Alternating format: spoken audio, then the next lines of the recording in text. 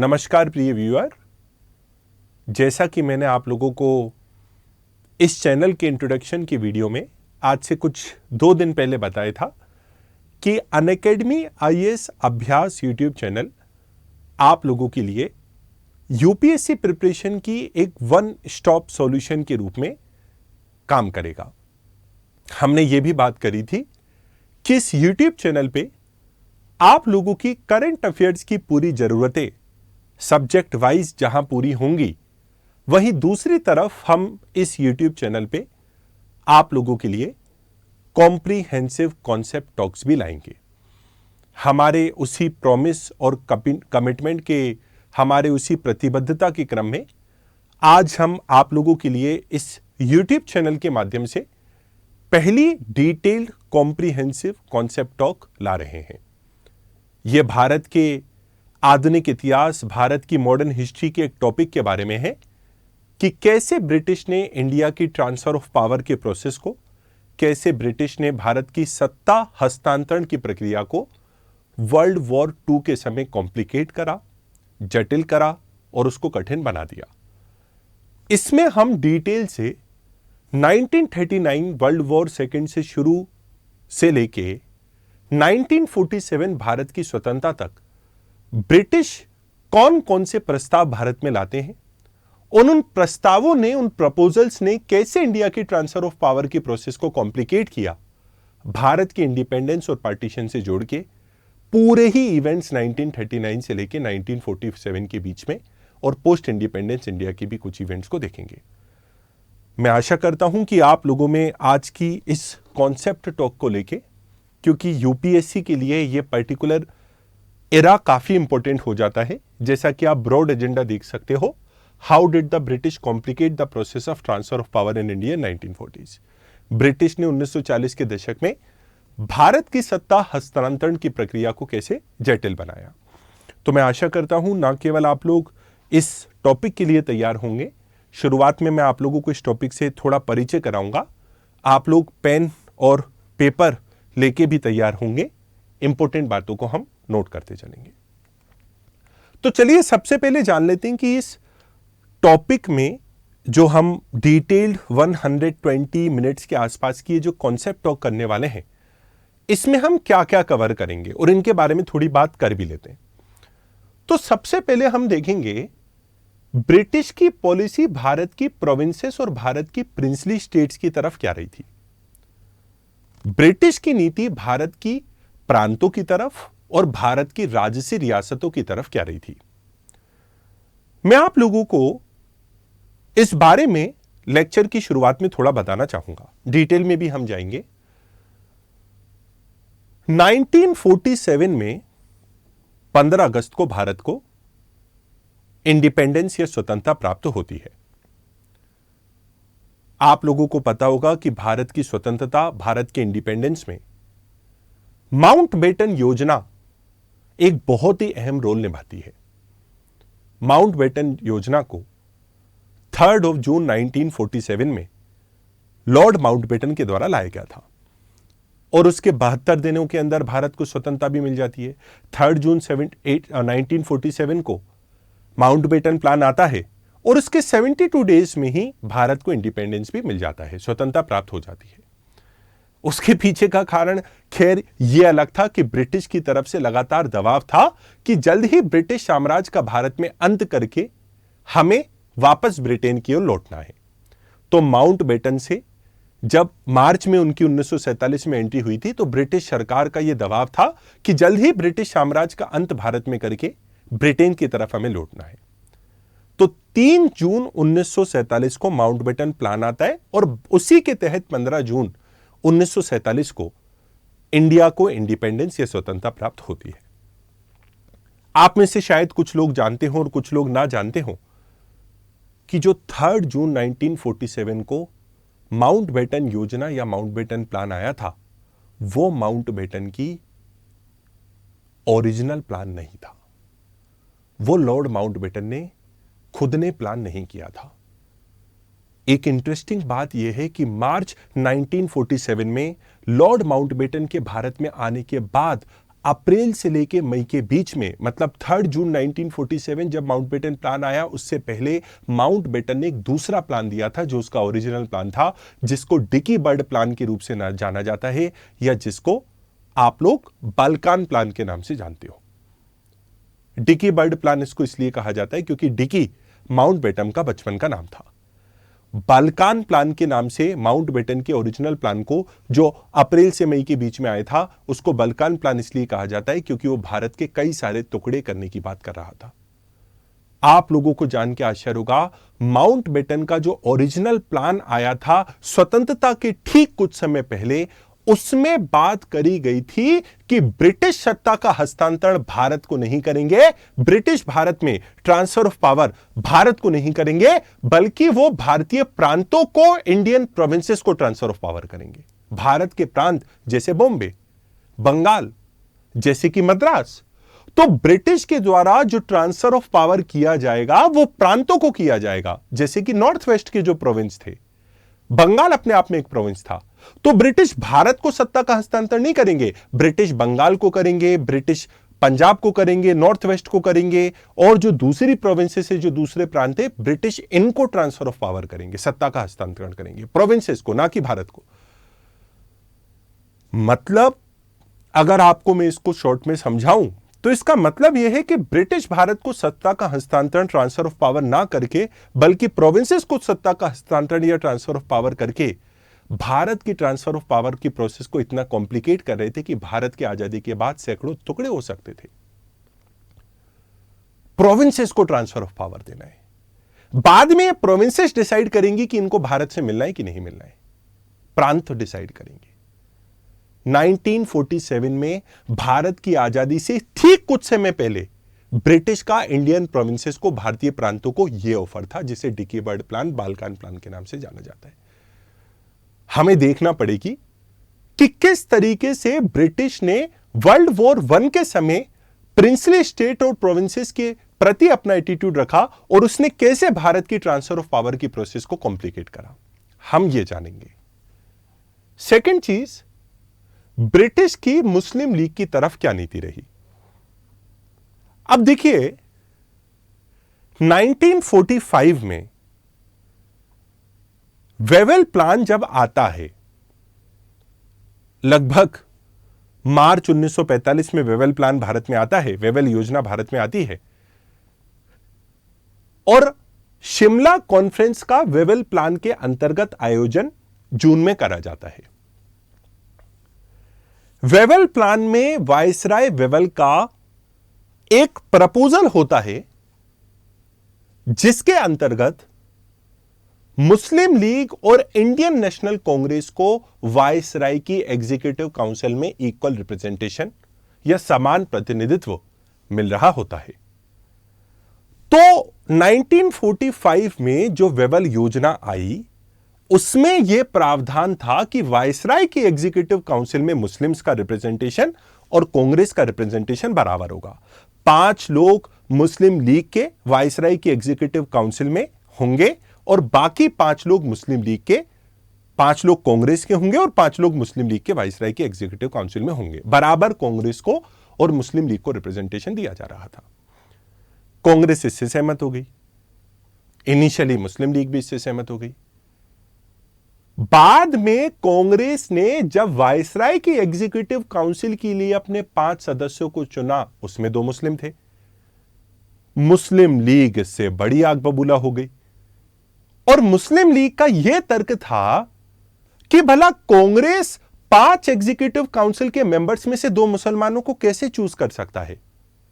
कांग्रेस के पास वो अधिकार ही नहीं है, क्योंकि पूरे भारतीय मुसलमानों का रिप्रेजेंटेशन केवल मुस्लिम लीग करती है, कांग्रेस नहीं। तो मुसलमान सदस्यों को चुनने का अधिकार मुस्लिम लीग को है, कांग्रेस को नहीं। अब यह तो लीग की गलत बात थी। मुस्लिम लीग भारत के उन मुसलमानों का रिप्रेजेंटेशन नहीं करती थी जो आजादी के बाद भारत में रहे। लेकिन मुस्लिम लीग का तर्क था, कांग्रेस अपने मुस्लिम कैंडिडेट को नहीं उतार सकती, क्योंकि मुस्लिम कैंडिडेट को उतारना केवल उनका अधिकार है। इसी बात पे बहस छिड़ी हो गई। मोहम्मद अली जिन्ना का यह क्लेम गलत था। वेवेल प्लान में लेकिन वायसराय वेवेल चाहते तो कहीं ना कहीं मोहम्मद अली जिन्ना के इस ऑब्जेक्शन को इग्नोर करके आगे भी बढ़ सकते थे। यह तो नेग्लेक्ट ही करना था, इग्नोर ही करना था। यह तो एक बेतुका क्लेम था जिन्ना का कि मुस्लिम्स को पिक और मुस्लिम्स कैंडिडेट रिप्रेजेंटेशन केवल मुस्लिम लीग कर सकती है। उसके बावजूद भी मोहम्मद अली जिन्ना ने इसको इग्नोर नहीं किया और लीग ने अपनी वीटो पावर का इस्तेमाल किया। मुस्लिम लीग अपनी वीटो पावर का इस्तेमाल करेगी और यह कॉन्स्टिट्यूशनल डेवलपमेंट की प्रोसेस में बाधा करेगी। और यह वीटो पावर जो लीग को दी गई थी वो भी ब्रिटिश के द्वारा 1940 में दी गई थी। तो मित्रों, आज के लेक्चर में हम उन सभी आयामों को और डिमेंशंस को देखने की कोशिश करेंगे कि क्या पॉलिसी इंडिया की प्रिंसली स्टेट्स और प्रोविंसेस की तरफ ब्रिटिश की रही ट्रांसफर ऑफ पावर करते समय। ब्रिटिश की मुस्लिम लीग को लेकर क्या नीति रही दूसरे वर्ल्ड वॉर के दौरान। ब्रिटिश की भारतीय संघ इंडियन फेडरेशन को लेकर क्या पॉलिसी रही। आर्मी, नेवी और पुलिस को लेकर ब्रिटिश की क्या पॉलिसी थी। अब देखिए 1939 के वर्ल्ड वॉर सेकेंड की शुरुआत के बाद सेना में, पुलिस में और नौसेना में, आर्मी में, पुलिस में और नेवी में राष्ट्रवादी भावना का प्रचार प्रसार होता चला जा रहा था। और अगर इनमें राष्ट्रवादी भावना का प्रचार होता चला जा रहा है, नेशनलिस्ट फीलिंग आती चली जा रही है, तो ये ब्रिटिश के साथ कोऑपरेट नहीं करेंगे। तो इनके प्रति क्या पॉलिसी रही। मुकदमे चलाए गए ना, जैसे कि आईएनए की ट्रायल हुई, आप लोगों को पता होगा, और रॉयल इंडिया नेवी ने म्यूटिनी भी करी। तो ब्रिटिश की आर्मी, नेवी और पुलिस की तरफ क्या नीति रही और भारत के विभाजन की तरफ क्या पॉलिसी रही। ब्रिटिश बड़े चालाक थे। 1945 तक आते आते लगभग ब्रिटिश अपनी बातों में हमेशा ऐसा प्रतीत हो रहा था, उनके जितने भी प्रपोजल आते थे, कि भारत का पार्टीशन होके रहेगा। 1946 के 1946 के कैबिनेट मिशन प्लान में ब्रिटिश ने भारत के पार्टीशन के आइडिया को खारिज कर दिया। अब आप कहेंगे कि 1945 तक यदि ब्रिटिश भारत के विभाजन के प्रति अपनी एक्सेप्टेंस को दे चुके थे, तो 1946 के कैबिनेट मिशन प्लान में, जो कि जून 1946 में आया था, आखिरकार उस कैबिनेट मिशन प्लान में ऐसा क्या हो गया था कि उसमें विभाजन के विचार को रद्द कर दिया गया था। तो 1946 ब्रिटिश को यह बात रियलाइज होने लगी थी कि कोल्ड वॉर के बाद रशिया अगर कभी भी एशिया में आता है तो रशिया को बैलेंस करने के लिए हमें एक दोस्त की एशिया में जरूरत पड़ेगी। वो दोस्त भारत बनेगा अगर भारत का विभाजन नहीं हुआ। तो ब्रिटिश का 1946 में जो हित था भारत के विभाजन को ना करने में, वो यह सोच थी कि अगर कभी भी रशिया ने, क्योंकि वर्ल्ड वॉर के बाद में कोल्ड वॉर शुरू हो गया था, उसके बाद दुनिया दो गुटों में बट गई थी। तो ब्रिटेन की यह योजना थी, हम डिटेल में पढ़ेंगे भी सही कि कैसे दुनिया दो गुटों में पड़ी थी। वर्ल्ड वॉर सेकंड को भी हमें पर्सपेक्टिव में लेना होगा। तो ब्रिटेन का यह प्लान था कि अगर रशिया अफगानिस्तान में चढ़ाई कर देता है और अफगानिस्तान के रास्ते से भारत आ जाता है, तो फिर भारत तो हमारा साथ देगा नहीं, क्योंकि हम भारत का विभाजन कर चुके होंगे। अगर भारत के पार्टीशन को रोका गया तो एशिया में रशिया की एक्टिविटीज को रोकने में भारत हमारा एक मजबूत हथियार बन सकता है। इसलिए पार्टीशन को मतलब कैबिनेट मिशन प्लान में रोकने का प्रयास किया गया था। दूसरा उनका लॉजिक यह भी था कि अगर भारत के विभाजन को रोका जाएगा तो कहीं ना कहीं भारत ब्रिटिश कॉमनवेल्थ का एक मजबूत हिस्सा बनेगा। तो इस सोच के साथ उन्होंने 1946 में भारत के पार्टीशन को कैबिनेट मिशन प्लान में होने से रोका। लेकिन मित्रों, भारत के विभाजन की तरफ ब्रिटिश की कोई एक नीति नहीं रही थी।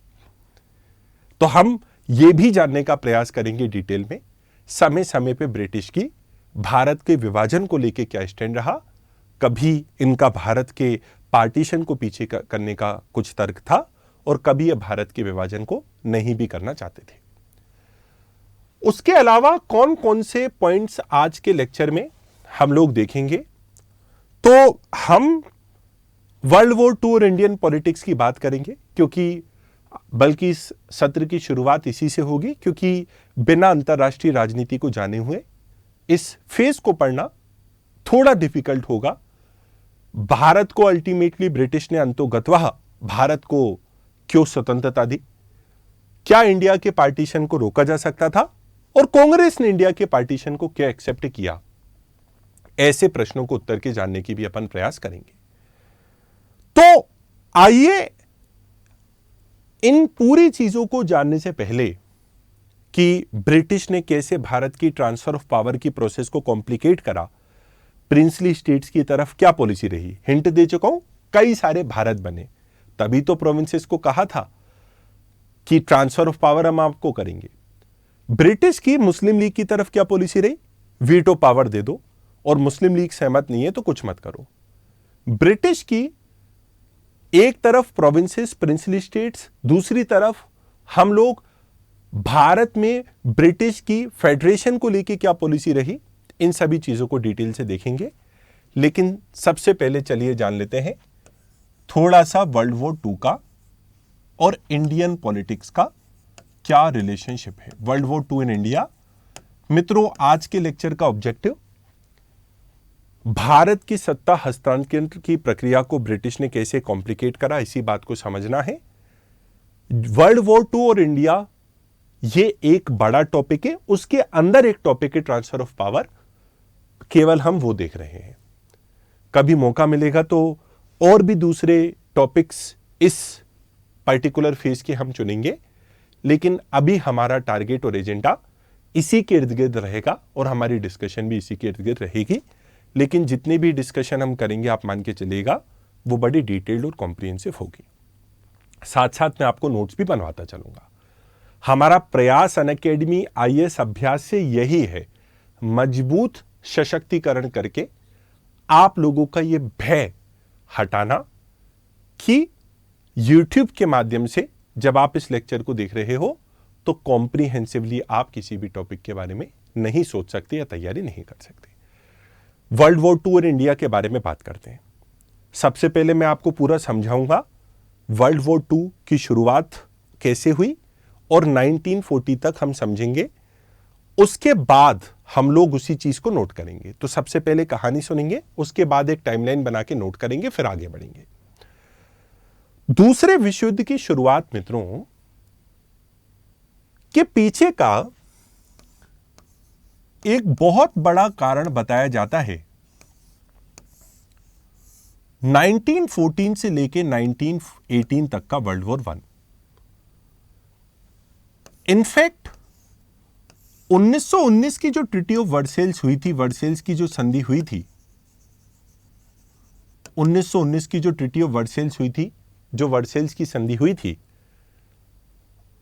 वो वर्ल्ड वॉर 2 के शुरू होने की एक बहुत बड़ा कारण बताई जाती है। इस ट्रीटी ऑफ वर्सेल्स के माध्यम से जितने भी जीते हुए देश थे वो जर्मनी को एक सबक सिखाना चाहते थे जो कुछ हद तक पहले वर्ल्ड वॉर के लिए रिस्पॉन्सिबल था, उत्तरदायी था। तो उन्होंने सोचा कि जर्मनी ने ऐसा युद्ध शुरू करा तो कर कैसे दिया, और कर दिया तो कभी ऐसे युद्ध को शुरू करने के बारे में दोबारा ना सोचे। इसलिए ट्रीटी ऑफ वर्सेल्स में जर्मनी के ऊपर काफी ज्यादा रेस्ट्रिक्शन लगाए गए थे। ट्रीटी ऑफ वर्सेल्स में जर्मनी पे काफी ज्यादा इकोनॉमिक पेनल्टी, युद्ध पेनल्टी, वॉर रेपरेशंस को थोपा गया था, युद्ध की पेनल्टी को थोपा गया था। वो वॉर पेनल्टी जर्मनी कुछ समय तक 21वीं सेंचुरी तक अदा कर रहा था। तो आप मान सकते हो 80-90 सालों तक जर्मनी ने वर्ल्ड वॉर 1 की पेनल्टी को दिया था। तो ट्रीटी ऑफ वर्सेल्स में जर्मनी के ऊपर वॉर की पेनल्टी लगाई गई, जर्मनी के आर्मामेशन के ऊपर रोक लगाया गया, हथियारबंद जर्मनी नहीं कर सकता था, और जर्मनी से जितनी भी जीती हुई टेरिटरीज थी, जितने भी जीते हुए क्षेत्र थे, उनको वापस ले लिया गया। वर्सेल्स ट्रीटी के अंतर्गत जर्मनी के ऊपर जो युद्ध की पेनल्टी लगी थी 1929 तक, 1929 तक जर्मनी उस वॉर पेनल्टी को देता भी रहा। लेकिन 1929 में जब ग्रेट डिप्रेशन आया, दुनिया की बहुत बड़ी आर्थिक महामंदी आई, ग्रेट डिप्रेशन, तो जितने भी देश थे, खासकर जितने भी कैपिटलिस्ट या पूंजीवादी देश थे, उनमें हाहाकार मच गई। जैसे कि अमेरिका, ब्रिटेन। एकदम स्टॉक मार्केट नीचे जाने लगा, इन देशों की जीडीपी गिरने लगी, अनएम्प्लॉयमेंट बेरोजगारी बढ़ने लगी, गरीबी बढ़ने लगी, भुखमरी बनने लगी, सब तरफ हाहाकार हाहाकार थी। 1929 के ग्रेट डिप्रेशन ने दुनिया के पूरे देशों को अपनी चपेट में ले लिया था। इसका भारत पर भी प्रभाव पड़ा था, पूरे वर्ल्ड पे इसका प्रभाव पड़ा था। 1929 के ग्रेट डिप्रेशन के चलते 1919 में जो जर्मनी के ऊपर युद्ध की पेनल्टी लगी थी फर्स्ट वर्ल्ड वॉर में, जर्मनी को सबक सिखाने के लिए 1929 के ग्रेट डिप्रेशन तक आते आते जर्मनी अब इस पेनल्टी को देने में असक्षम था, जर्मनी अब इस पेनल्टी को देने में अयोग्य था। इसी समय हिटलर आया। हिटलर ने यह प्रश्न उठाया कि भला जर्मनी यह पेनल्टी दे ही क्यों रहा था 10 सालों से, भला जर्मनी इस युद्ध की पेनल्टी को जीते हुए देशों को पिछले 10 साल में दे ही क्यों रहा था। जर्मनी को यह पेनल्टी देनी ही नहीं चाहिए थी। वीमर रिपब्लिक जर्मनी में वो इंस्टीट्यूट जिसने जर्मनी की तरफ से वर्ल्ड वॉर 1 की ट्रीटी ऑफ वर्सेल्स में साइन किया था, उसने पूरी जर्मनी की जनता की नाक कटा दी, पूरी जर्मनी की जनता की इज्जत डुबा दी। हिटलर यह क्लेम करने लगा 1929 में जब ग्रेट डिप्रेशन आया, पूरी दुनिया में जहां हाहाकार मचने लगा, हिटलर ने आके अपनी जनता को यह एश्योरेंस दिया, यह आश्वासन दिया कि आप अभी तक बहुत बड़ी गलती कर रहे थे। वीमर रिपब्लिक ने अपनी लाइफ की सबसे बड़ी गलती करी, जर्मनी की जनता की नाक कटा के इज्जत डुबा के उसने आखिरकार ट्रीटी ऑफ वर्सेल्स पे साइन ही क्यों किया। और जब हाहाकार होती है और कोई नेता आके ऐसी बात करता है तो जनता इन बातों से बड़ा मोटिवेट होती है। जनता को हिटलर की बातें बड़ी अपीलिंग लगी और हिटलर उनको यह अश्योरेंस या ये आश्वासन देने में पूरी तरह से सक्षम रहा कि जर्मनी की वीमर रिपब्लिक ने ट्रीटी ऑफ वर्सेल्स पे साइन करके आपकी इज्जत डुबा दी है, मैं आपको आपका खोया हुआ सम्मान वापस लौटवाऊंगा। जर्मनी की जनता मोटिवेट हो गई। हिटलर ही वो मसीहा है जो जर्मनी की लॉस्ट ग्लोरी को रिवाइव करेगा, जर्मनी को अपना खोया हुआ सम्मान लौटवाएगा। जनता वाज कन्विंस्ड। 1929 में हिटलर का राइज हुआ। ग्रेट डिप्रेशन के समय उसने जो ट्रीटी ऑफ वर्सेल्स की वॉर पेनल्टी थी उसको देने से मना कर दिया। अब सवाल उठता है कि वॉर की पेनल्टी तो नहीं दे रहे, लेकिन क्या यही वॉर की पेनल्टी ना देके जर्मनी का खोया हुआ सम्मान लौट जाएगा? नहीं। अगर अब जर्मनी की जनता की लॉस्ट ग्लोरी को रिवाइव करना है तो उसको करा जाएगा। जो जीते हुए देश थे जिनको वर्ल्ड वॉर 1 में हमने जीता था, जितनी टेरिटरीज थी जिनको हमने वर्ल्ड वॉर 1 में जीता था, और जो जीते हुए देशों ने हमसे वापस ले ली थी, उनको दोबारा से कैप्चर करेंगे। तो अब हिटलर ने वर्ल्ड वॉर 1 के क्षेत्रों को वापस कब्जे में लेने के लिए इंपीरियलिज्म, साम्राज्यवाद का या एम्पायर एक्सपेंशन, साम्राज्य विस्तार का नारा दे दिया। दुनिया में हाहाकार थी। जर्मनी की जनता को हिटलर की बातें अपीलिंग लग रही थी और जर्मनी की जनता को कन्विंस करने में हिटलर सक्षम रहा और हिटलर ने साम्राज्यवाद का नारा दे दिया। और यहीं से हिटलर की यात्रा इंपीरियलिज्म की या एम्पायर एक्सपेंशन की चालू होगी और 1 सितंबर 1939 को जर्मनी का पोलैंड पर आक्रमण होगा, पोलैंड पर अटैक होगा। जर्मनी के पोलैंड पर 1 सितंबर 1939 के आक्रमण को ही वर्ल्ड वॉर 1 की शुरुआती डेट मानी जाती है। हालांकि हिटलर इसके पहले राइन आइसलैंड, चेकोस्लोवाकिया और कुछ दूसरे देशों पे पहले अटैक कर चुका था 1 सितंबर के पहले। हालांकि वर्ल्ड वॉर 2 की शुरुआत तभी से मानी जानी चाहिए। 1 सितंबर 1939 को दूसरे विश्व युद्ध की शुरुआत जर्मनी के पोलैंड के आक्रमण के साथ मानी जाती है, क्योंकि ब्रिटेन और फ्रांस अब कुछ ही समय में वर्ल्ड वॉर 2 में इन्वॉल्व होना चालू होंगे। जब तक पोलैंड पे आक्रमण हुआ, ब्रिटेन और फ्रांस चुपचाप थे। होना था नहीं होता था, उनको चुपचाप कहना कठिन है, लेकिन हिटलर के पोलैंड पे आक्रमण के साथ वर्ल्ड वॉर सेकंड की शुरुआत हुई। 1 सितंबर को वर्ल्ड वॉर सेकंड की शुरुआत होती है।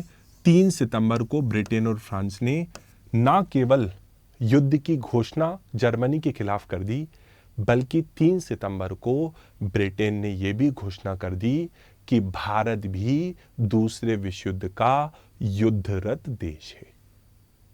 India is also a part of world war 2। और 3 सितंबर को इंडिया को जब वर्ल्ड वॉर 2 का पार्ट डिक्लेयर किया गया, India declared a part of world war 2, India was declared as a part of world war 2। तो मेरे कहने का मतलब आप लोगों से यह है कि जब India declared a part of world war 2, तो यहीं से अब भारतीय राजनीति की एक अलग सोच के साथ शुरुआत होगी। क्योंकि जैसा कि आपने सुना होगा, दूध का जला छाछ भी फूंक फूंक के पीता है। तो उसी तरह से जब इंडिया को ब्रिटिश के द्वारा 3 सितंबर 1939 को वर्ल्ड वॉर 2 का एक पार्ट घोषित किया गया, तो भारत अभी तक वर्ल्ड वॉर 1 के बाद की मेमोरीज को नहीं भूला था। हमने पहले विश्व युद्ध में भी ब्रिटिश की मदद करी थी, यह सोच के कि शायद वर्ल्ड वॉर 1 में यदि हम ब्रिटिश की मदद करेंगे तो हमारी लॉयल्टी को देखते हुए कि हमने अपने दुश्मन का साथ दिया, इस वफादारी को देखते हुए ब्रिटेन शायद हमें ग्रेटिट्यूड के चलते स्वतंत्रता ग्रांट करेगा, या स्वतंत्रता ग्रांट नहीं करेगा तो एटलीस्ट कुछ तो देगा। और एक फेयर एक्सपेक्टेशन थी। अगर आप अपने दुश्मन की मदद करते हो तो यह एक्सपेक्ट करना फेयर होगा कि अगर हमने बुरे टाइम में अपने दुश्मन की मदद करी तो शायद दुश्मन का हृदय परिवर्तन होगा, उसका हार्ट चेंज होगा और वो शायद हमारे लिए बाद में कुछ सोचेगा, कुछ कदम उठाएगा। तो भारत के लोग वर्ल्ड वॉर 1 में अगर ब्रिटिश को सपोर्ट कर रहे थे तो लगभग यह फेयर एक्सपेक्टेशन थी कि ब्रिटेन जो है भारत के लिए कुछ कदम उठाएगा। लेकिन अभी हमारी वर्ल्ड वॉर 1 की मेमोरीज ताजा थी, हमने ब्रिटिश को सपोर्ट दिया और ब्रिटिश हमारे लिए कुछ ऐसा वर्ल्ड वॉर 1 के बाद करता नहीं है। तो फिर जब 3 सितंबर 1939 को बिना भारत के लोगों की सहमति से, बिना कांग्रेस की सहमति से जब ब्रिटिश इंडिया को वर्ल्ड वॉर 2 का एक पार्ट बनाएंगे तो भारत इसमें पार्टिसिपेट क्यों करेगा? वर्ल्ड वॉर 1 में हमें कुछ नहीं मिला था, हम आपका सपोर्ट किए, लेकिन अब हम क्यों आपका सपोर्ट करें जब आपने वर्ल्ड वॉर 1 में हमें कुछ दिया ही नहीं था? हमने वहां सपोर्ट किया, कुछ नहीं प्राप्त हुआ था। लेकिन ब्रिटिश ने किसी से पूछे बिना भारत को दूसरे वर्ल्ड वॉर का एक पार्ट बना दिया, एक युद्धरत देश बना दिया। वाजिब सी बात है, इसमें गांधी का, कांग्रेस का ऑब्जेक्शन आना था।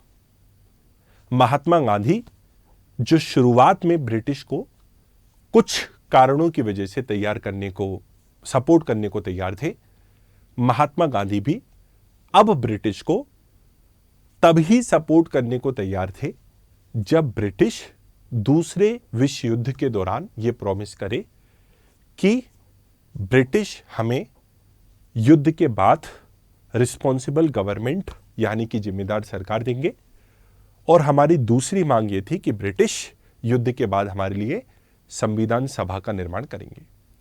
तो अगर ब्रिटिश भारत को वर्ल्ड वॉर 2 के बाद जिम्मेदार सरकार, रिस्पॉन्सिबल गवर्नमेंट देने को तैयार है, और अगर वर्ल्ड वॉर 2 के बाद ब्रिटिश भारत को कॉन्स्टिट्यूएंट असेंबली देने को तैयार है जो आगे चल के संविधान के मसौदे को तैयार करेगी और कॉन्स्टिट्यूशन को तैयार करेगी, अगर ये कॉन्स्टिट्यूशन असेंबली और अगर ये रिस्पॉन्सिबल गवर्नमेंट की बात ब्रिटिश मानने को तैयार है तो भारत के लोग ब्रिटिश का वर्ल्ड वॉर 2 में साथ देंगे, अन्यथा ब्रिटिश का साथ हम नहीं देंगे। ब्रिटिश का ये हमने वेट करा कि ब्रिटिश का जो ये डिमांड थी हमारी, सितंबर में हमें युद्ध का एक पार्ट घोषित किया गया, नवंबर तक वेट करा, लेकिन नवंबर तक ब्रिटिश का ऐसा कोई एश्योरेंस नहीं आया कि हम आपको कॉन्स्टिट्यूशन असेंबली और हम आपको रिस्पॉन्सिबल गवर्नमेंट दूसरे विश्व युद्ध के बाद देंगे। तो भारत ने सेकेंड वर्ल्ड वॉर में पार्ट करने से मना कर दिया। लेकिन मित्रों, ऐसा भी कहा जाता है कि जितनी भी एक्टिविटीज़ ब्रिटिश की, अब एशिया के भी कई सारे देश दूसरे विश्व युद्ध में इन्वॉल्व थे, जैसे कि चाइना, जापान।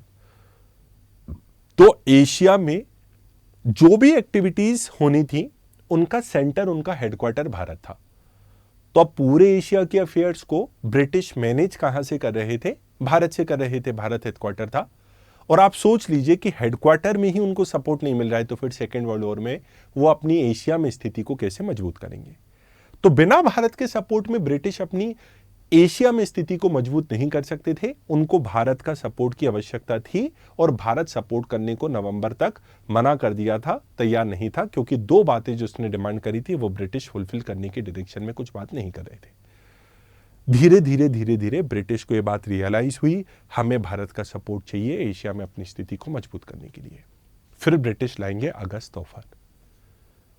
अब ये अगस्त ऑफर जो था वो कैसे भारत की ट्रांसफर ऑफ पावर की प्रोसेस को कॉम्प्लिकेट करेगा, यहां से हम समझना चालू करते हैं। एक तरीका मित्रों आज के इस लेक्चर को पढ़ने का ये हो सकता था कि हम 1940 में अगस्त ऑफर क्या ला रहा था, 1942 में क्रिप्स मिशन, 1945 में वेबल प्लान, 1946 में कैबिनेट मिशन प्लान, 1947 का बाल्कान प्लान और 1947 का माउंटबेटन प्लान। इनके बारे में एक एक करके पढ़ते हैं। लेकिन मुझे लगता है ज्यादा बेटर तरीका इसको, इस पूरे पीरियड को पढ़ने का होगा प्रिंसली स्टेट्स और प्रोविंसेस के प्रति ब्रिटिश की नीति, इंडियन फेडरेशन की तरफ ब्रिटिश की नीति और Indian princely state, provinces, Indian federation और मुस्लिम लीग के प्रति ब्रिटिश नीति। तो आई होप ये वाली पिक्चर आपको क्लियर होगी कि कैसे वर्ल्ड वॉर 1 की जो ट्रीटी ऑफ वर्सेल्स थी वो जर्मनी के ऊपर वॉर पेनल्टी लगा रही थी। 1929 में ग्रेट डिप्रेशन ने हिटलर को मौका दे दिया इसी बात में इंटरवीन करने का और जर्मनी की जनता को कन्विंस करने का कि हिटलर उनको उनका खोया हुआ सम्मान लौटाएगा। 1929 में इसी के बाद हिटलर की साम्राज्यवाद या एम्पायर एक्सपेंशन या साम्राज्य विस्तार की प्रक्रिया की शुरुआत हुई। 1939 में इसी प्रक्रिया के अंतर्गत 1 सितंबर को हिटलर का पोलैंड पे अटैक हुआ, जिसको वर्ल्ड वॉर 2 की ऑफिशियल डेट माना जाता है। 3 सितंबर को ब्रिटेन ने घोषणा कर दी कि भारत एक युद्धरत देश है, India is also a part of world war 2। Congress की उस पर प्रतिक्रिया ये थी कि हम तभी आपका साथ देंगे जब आप हमें रिस्पॉन्सिबल गवर्नमेंट और कॉन्स्टिट्यूशन असेंबली का आश्वासन देंगे। नवंबर तक जब ब्रिटिश की तरफ से यह एश्योरेंस नहीं आया तो ब्रिटिश के इस एश्योरेंस के ना आने की वजह से हमने ब्रिटिश का साथ नहीं देना है नवंबर में तय किया। धीरे धीरे ब्रिटिश को इस बात का रियलाइजेशन हुआ, इंडिया हेडक्वार्टर है, सपोर्ट की आवश्यकता नहीं, अगर सपोर्ट नहीं मिलेगा तो हम वर्ल्ड वॉर 2 में अपनी स्थिति को मजबूत नहीं कर पाएंगे। और यहीं ब्रिटिश फिर 1940 में अगस्त ऑफर लाते हैं। ये अभी तक का हमारा एक क्विक ओवरव्यू या क्विक समरी थी वर्ल्ड वॉर 2 इंडिया के बारे में। मैं आशा करता हूं आपने इन बातों को तो नोट कर लिया होगा। साथ साथ यहां पे इंडिया की जो 2 डिमांड थी, जैसे कि रिस्पॉन्सिबल गवर्नमेंट और कॉन्स्टिट्यूएंट असेंबली, उसको भी नोट कर लिया होगा। और नवंबर में इंडिया ने डिसाइड कर लिया था कि वर्ल्ड वॉर 2 में ब्रिटेन का साथ नहीं देना है। फिर ब्रिटेन को यह रियलाइजेशन होगा कि भारत के साथ की आवश्यकता है और फिर अगस्त ऑफर 1940 में आएगा। आपने इन पूरी बातों को नोट कर लिया होगा। तो क्योंकि यूपीएससी की परीक्षा में हमारा ऐसा मानना है, लिखते यदि आप हो तो आपको लॉन्ग टर्म में बहुत फायदा मिलेगा, क्योंकि ये एग्जाम आप लोगों को कल परसों या नरसों नहीं लिखना है। इस पूरी प्रिपरेशन में आप लोगों को मेंस का एग्जाम आज से लगभग, अगर आप सिविल सर्विसेज की प्रिपरेशन कर रहे हो तो लगभग 1 ही साल बाद आपका मेंस का एग्जाम होगा। कुछ बच्चों का 24 महीने बाद होगा, कुछ बच्चों का 36 महीने बाद होगा जो एक कॉलेज में है। तो ये जो अभी हम पढ़ रहे हैं इसको अगले 2, 4, 5, 6 दिन तक याद रखना उतना चैलेंजिंग और उतना डिफिकल्ट नहीं है, लेकिन इसको अगले 12 महीने, 24 महीने या 36 महीने तक इसी स्थिति में याद रखना थोड़ा चैलेंजिंग हो सकता है। इसलिए मेरा आप लोगों से यही निवेदन है, आप इंपॉर्टेंट बातों को यदि नोट करते चलेंगे तो कई सारे बच्चे जैसे हमसे लगातार पूछते हैं नोट्स मेकिंग की प्रोसेस कैसी हो। हम नोट्स मेकिंग के ऊपर अभी मैं एक सेपरेट सेशन तो नहीं ले रहा हूं, लेकिन इस लेक्चर में जो डिस्कशन कर रहे हैं, जो माइंड मैप्स, जो टाइमलाइंस और जो पॉइंट्स लिख रहे हैं, उनको आप पहले लिखते चलें। आपको वो पैटर्न खुद ही पता लगता चला जाएगा कि नोट्स मेकिंग कैसे होती है। तो चलिए सबसे पहले पढ़ते हैं ब्रिटिश की भारत की प्रिंसली स्टेट्स और प्रोविंसेस के प्रति क्या पॉलिसी थी। जैसे कि मैंने हेडिंग में लिख रखा है, मैंने इंडिया। तो ब्रिटिश भारत में कई सारे भारत को बनाना चाहते थे। ब्रिटिश की भारतीय प्रोविंसेस और प्रिंसली स्टेट्स के प्रति क्या पॉलिसी थी, इसको समझने के लिए हमें 1942 के क्रिप्स मिशन को समझना होगा। इसी बात को समझने के लिए हमें 1946 के कैबिनेट मिशन प्लान को समझना होगा। इसी से जुड़ा हुआ है।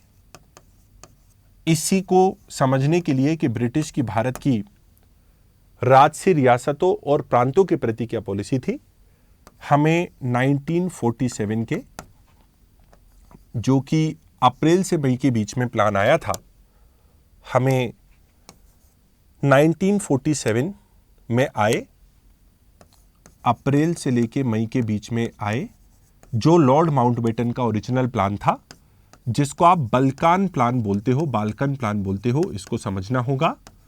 बाल्कन प्लान, आइए समझ लेते हैं इसको क्यों कहते हैं। क्योंकि यह इंडिया का बाल्कनाइजेशन या कई सारे टुकड़े करने की बात कर रहा था। हमें ये तीनों चीजों के साथ साथ अगर भारतीय रियासतों और भारतीय प्रांतों के प्रति ब्रिटिश की क्या पॉलिसी थी, यह समझना है, तो हमें 1947 पोस्ट इंडिपेंडेंस में भी समझना होगा। भारत में किस तरह से स्वतंत्रोत्तर भारत में, पोस्ट इंडिपेंडेंट इंडिया में ब्रिटिश की पॉलिसी रही, यह भी समझना होगा।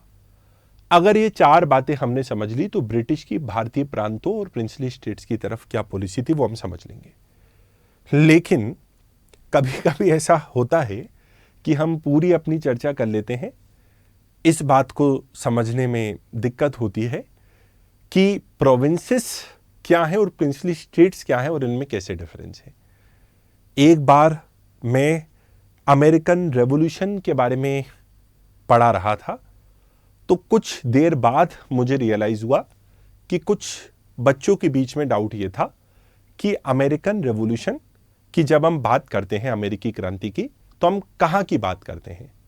हम नॉर्थ अमेरिका की बात करते हैं, साउथ अमेरिका की बात करते हैं, किसकी बात करते हैं? तो जब मुझे रियलाइजेशन हुआ, क्योंकि कई सारे बच्चे ये कंफ्यूज हो रहे थे, दरअसल अमेरिकी क्रांति तो नॉर्थ अमेरिकन कॉन्टिनेंट में हुई थी और नॉर्थ अमेरिकन कॉन्टिनेंट में नॉर्थ अमेरिकन स्टेट्स थी और साउथ अमेरिकन स्टेट्स थी। कुछ बच्चों ने नॉर्थ अमेरिकन कॉन्टिनेंट्स की साउथ अमेरिकन स्टेट्स को समझ लिया कि साउथ अमेरिका की बात चल रही है, जबकि वो साउथ अमेरिका की बात नहीं चल रही थी, नॉर्थ अमेरिकन कॉन्टिनेंट की साउथर्न स्टेट्स की बात चल रही थी। तो तब से थोड़ा मैं कॉशियस रहता हूं और सोचता हूं कि एक एक बात को आपको बताता चलूं। देखो मित्रों, भारत में दो भारत थे। एक था ब्रिटिश इंडिया और दूसरा था प्रिंसली स्टेट्स, राजसी रियासतें। ये जो ब्रिटिश इंडिया था, ये ऐसे पार्ट को कहा जाता है जिस पे ब्रिटिश का डायरेक्ट कंट्रोल था।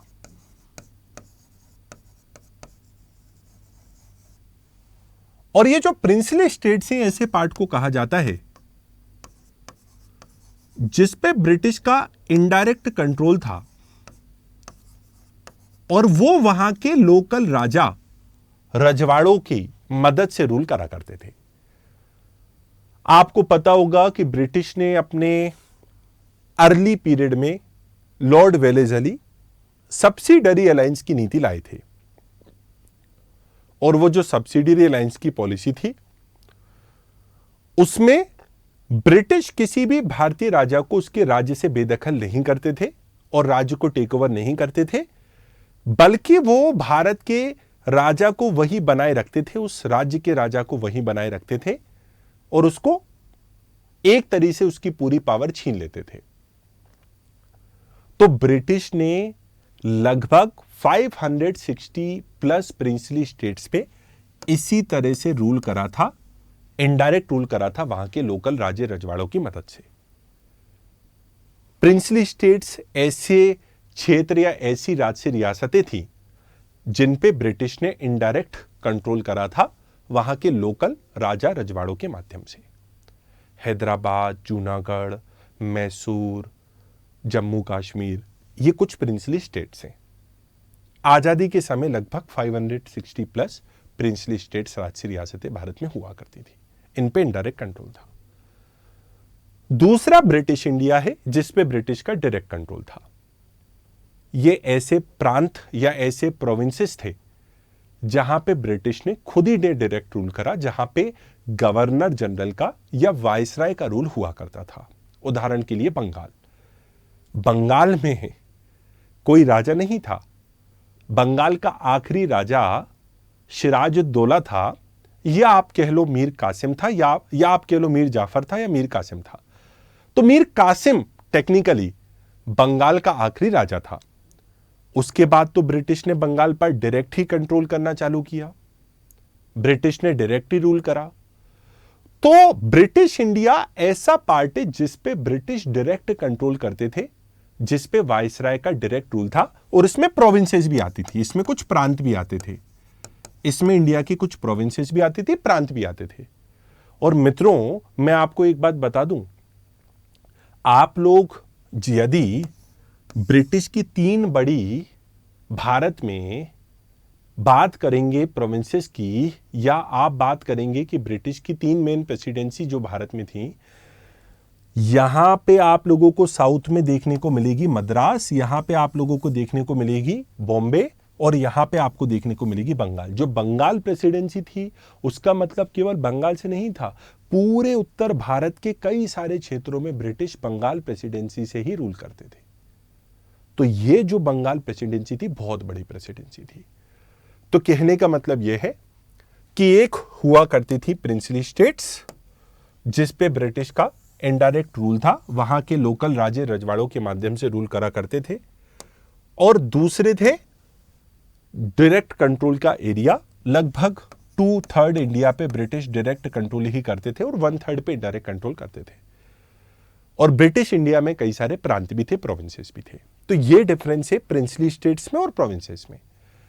अब देखिए, आगे चल के मैं आपको बताता हूं कि लास्ट में माउंटबेटन प्लान में यह डिसाइड किया गया था कि जो प्रिंसली स्टेट्स है इन पे ब्रिटिश का इनडायरेक्ट कंट्रोल था, डायरेक्ट कंट्रोल तो नहीं था।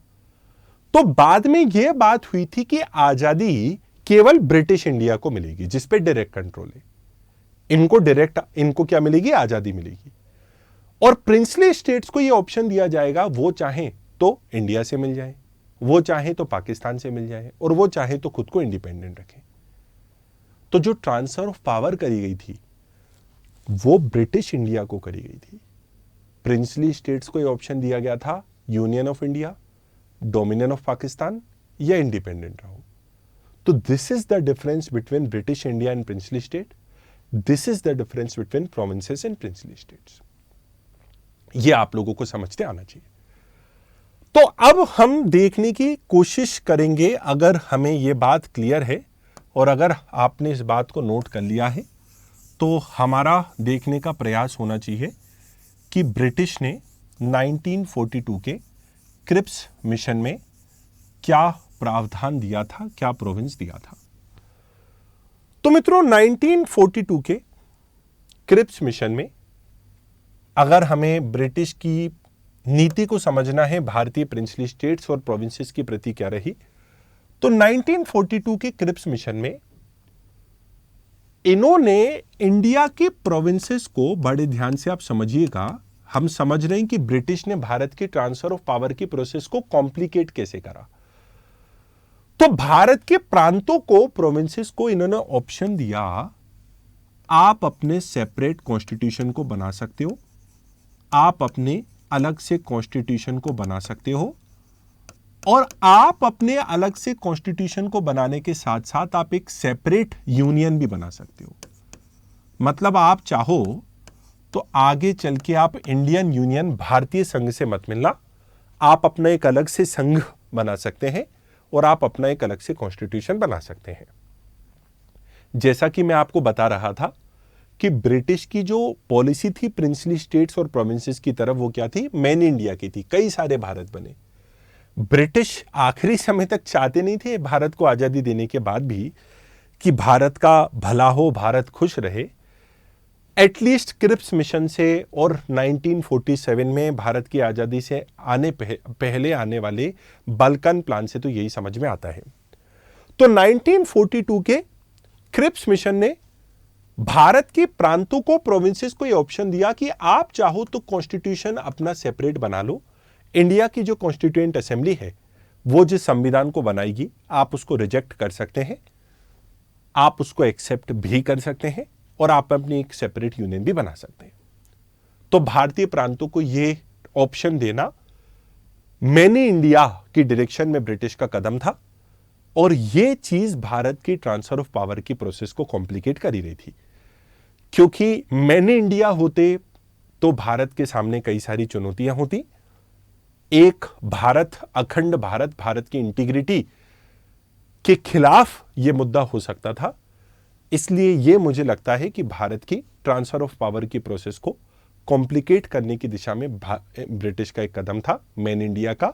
और उसमें हमने क्रिप्स मिशन के बारे में देखा कि यह अलग अलग प्रांतों को अलग अलग कॉन्स्टिट्यूशन बनाने की और सेपरेट यूनियन बनाने की परमिशन दे रहा था। चलिए एक बार देखते हैं कि कैबिनेट मिशन प्लान में ये कई सारे भारत का जो प्रावधान था वो कैसे निकल के आ रहा था। कैबिनेट मिशन प्लान में ब्रिटिश के द्वारा, बड़े ध्यान से आप लोग समझिएगा, कैबिनेट मिशन प्लान में ब्रिटिश के द्वारा 3 टायर गवर्नमेंट, त्रिस्तरीय सरकार लाने की बात की गई थी। ये 3 टायर गवर्नमेंट में जो टायर 1 था उसमें यूनियन था, 3 टायर गवर्नमेंट में जो टायर 2 था उसमें सेक्शंस थे। अब ये सेक्शंस का मतलब क्या है? सेक्शंस का मतलब है ग्रुप ऑफ प्रोविंसेस, प्रांतों का एक संघ। ग्रुप ऑफ प्रोविंसेस, प्रांतों का एक संघ। तो टोटल 3 सेक्शन थे, सेक्शन ए, सेक्शन बी और सेक्शन सी। और जो तीसरा 3 टायर गवर्नमेंट में था वो थे प्रोविंसेस, वो थे प्रांत। एक इंटरेस्टिंग बात इसमें यह है, इस 3 टायर गवर्नमेंट के मॉडल में प्रिंसली स्टेट्स की बात नहीं हुई थी या प्रिंसली स्टेट्स को इसमें शामिल नहीं किया गया था, जो अपने आप ब्रिटिश की मैनी इंडिया की नीति को दर्शाता है। क्योंकि इसमें यूनियन था, सेक्शन थे, सेक्शन का मतलब ग्रुप ऑफ प्रोविंसेस है और इसमें प्रांत थे। तो जब आप प्रोविंसेस के ग्रुप को इकट्ठा करके, मान लीजिए कुछ ऐसे क्षेत्र हैं जैसे कि बंगाल और असम, उनको मिला के आपने सेक्शन सी बोला, और बंगाल और असम को जब आप इंडिविजुअली पुकारोगे तब आप उनको प्रांत बोलोगे, प्रोविंसेस बोलोगे। ये जो 3 टायर गवर्नमेंट थी, इसमें मैन इंडिया का स्ट्रक्चर कैसे था? तो पहली बात तो इसमें प्रिंसली स्टेट्स की बात ही नहीं की गई। भारत की जो 560 रियासतें थी वो इस 3 टायर गवर्नमेंट का पार्ट नहीं थी। दूसरी बात मित्रों, आप लोग इस स्ट्रक्चर में एक बात को समझिए कि ये जो 3 टायर गवर्नमेंट थी, इसमें जो सेक्शंस थे, group of provinces, in sections में क्या था? ये जो सेक्शन ए था, इसमें हिंदू मेजोरिटी एरियाज थे, ऐसे प्रांत थे जहां पे हिंदू मेजोरिटी पॉपुलेशन है। अब देखिए, अगर आप इसको समझेंगे, अगर आप इसको समझने की कोशिश करेंगे तो हमें स्ट्रक्चर कुछ इस तरीके से देखने को मिलेगा कि भारत में जो नॉर्थ वेस्ट का एरिया था यह मुस्लिम मेजोरिटी एरिया या मुस्लिम बहुसंख्यक क्षेत्र था। दूसरा, ये जो ईस्ट बंगाल का एरिया हुआ करता था, आजादी के बाद जो ईस्ट पाकिस्तान बना और 1971 में जो बांग्लादेश बना, ये ईस्ट बंगाल में भी मुस्लिम मेजोरिटी पॉपुलेशन हुआ करती थी और बाकी कई सारे क्षेत्रों में हिंदू मेजॉरिटी पॉपुलेशन थी, हिंदू बहुसंख्यक लोग थे, हिंदू मेजॉरिटी पॉपुलेशन। तो ब्रिटिश ने इन सेक्शंस को जो डिवाइड किया था, section A, section B, section C, दोबारा समझ लीजिए। ब्रिटिश ने 1946 के कैबिनेट मिशन प्लान में 3 टायर गवर्नमेंट, त्रिस्तरीय सरकार का प्रावधान दिया। यूनियन ऊपर था, सेक्शन ग्रुप ऑफ प्रोविंसेस नीचे थे, सबसे नीचे प्रांत थे। जो सेक्शन का बंटवारा हुआ एबीसी में, उसमें सेक्शन ए में आप लोगों को टोटल 6 प्रोविंसेस देखने को मिलेंगी और ये 6 प्रोविंसेस जो थी वो हिंदू मेजॉरिटी एरियाज थे।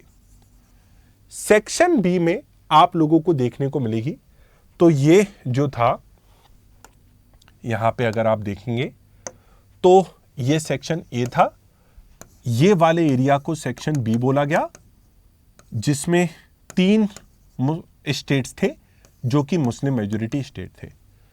इस वाले एरिया को बोला गया सेक्शन सी, जो कि ईस्ट का एरिया है और जहां पे मुस्लिम मेजॉरिटी पॉपुलेशन है, यहां पे 2 प्रोविंस थे। तो section A Hindu majority population वाला एरिया, 6 प्रोविंसेस इसमें आ रहे हैं।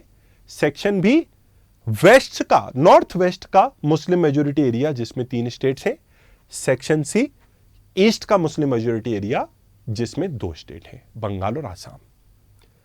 तो ब्रिटिश ने 1946 के कैबिनेट मिशन प्लान में जो 3 टायर गवर्नमेंट दी थी, यूनियन, सेक्शन और उसके साथ साथ प्रोविंसेस, उसमें जो सेक्शंस थे वो एबीसी में बटे थे और उन एबीसी सेक्शंस का बटने का जो आधार था वो धर्म था, वो रिलीजन था। तो इसी प्रकार की ग्रुपिंग आपने कुछ 1905 के बंगाल के पार्टीशन के दौरान भी देखी होगी। ये ग्रुपिंग ब्रिटिश के द्वारा सेक्शन ए, सेक्शन बी और सेक्शन सी के रूप में करी गई थी। अब इसमें कांग्रेस की डिमांड ये थी कि ये जो आपने सेक्शंस के रूप में ग्रुपिंग करी है, ये बाउंडेटरी नहीं होना चाहिए। मैं आपको बता देता हूं, उदाहरण के लिए ये जो आसाम का एरिया है, ये सेक्शन सी में आ रहा है। आपने एक व्यवस्था के तहत इसको सेक्शन सी में रखा, आपने मुस्लिम मेजॉरिटी एरिया को, ईस्ट को सेक्शन सी में रखा, लेकिन आसाम के पास ये ऑप्शन होना चाहिए, ये विकल्प होना चाहिए कि वो चाहे तो सेक्शन ए से भी जुड़ सकता है। तो ये कंपलसरी या बाउंडेटरी नहीं होना चाहिए, ये वैकल्पिक होना चाहिए। ये कांग्रेस की डिमांड थी। दूसरी तरफ लीग की डिमांड थी कि ये कंपलसरी होना चाहिए, बाउंडेटरी होना चाहिए, बाध्यता पूर्वक होना चाहिए। इसी बात पे बात आगे नहीं बढ़ पाई और ये ग्रुप भी करना भारत के विभाजन, हालांकि कैबिनेट मिशन प्लान में इंडिया के पार्टीशन के आइडिया को रिजेक्ट कर दिया गया था, लेकिन ये जिस प्रकार की ग्रुपिंग थी उससे तो लगभग यही तय हो रहा था कि ये भारत की विभाजन की दिशा में ही एक सोच है, क्योंकि जैसे हिंदूज और मुस्लिम्स के बीच में बांट के ब्रिटिश ने ये सेक्शंस को बांटा था, वो यही बताता है। तो पहला मैं रिपीट करता हूं, ब्रिटिश की भारत के प्रांतों की तरफ क्या पॉलिसी थी जिसने ट्रांसफर ऑफ पावर की प्रोसेस को कॉम्प्लिकेट बनाया। पहली पॉलिसी थी 1942 की क्रिप्स मिशन, जिसमें इंडियन प्रोविंसेस को ये ऑप्शन दिया जा रहा था कि आप सेपरेट कॉन्स्टिट्यूशन को फ्रेम कर लो, सेपरेट यूनियन में शामिल हो जाओ।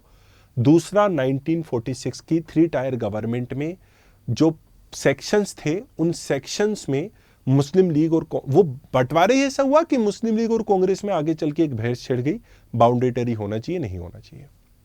यह भी भारत की ट्रांसफर ऑफ पावर की प्रोसेस में एक कॉम्प्लिकेशन ब्रिटिश के द्वारा लाया गया। 1947 का बाल्कान प्लान के बारे में मैंने अभी आपसे थोड़ी ही देर पहले बात करी थी।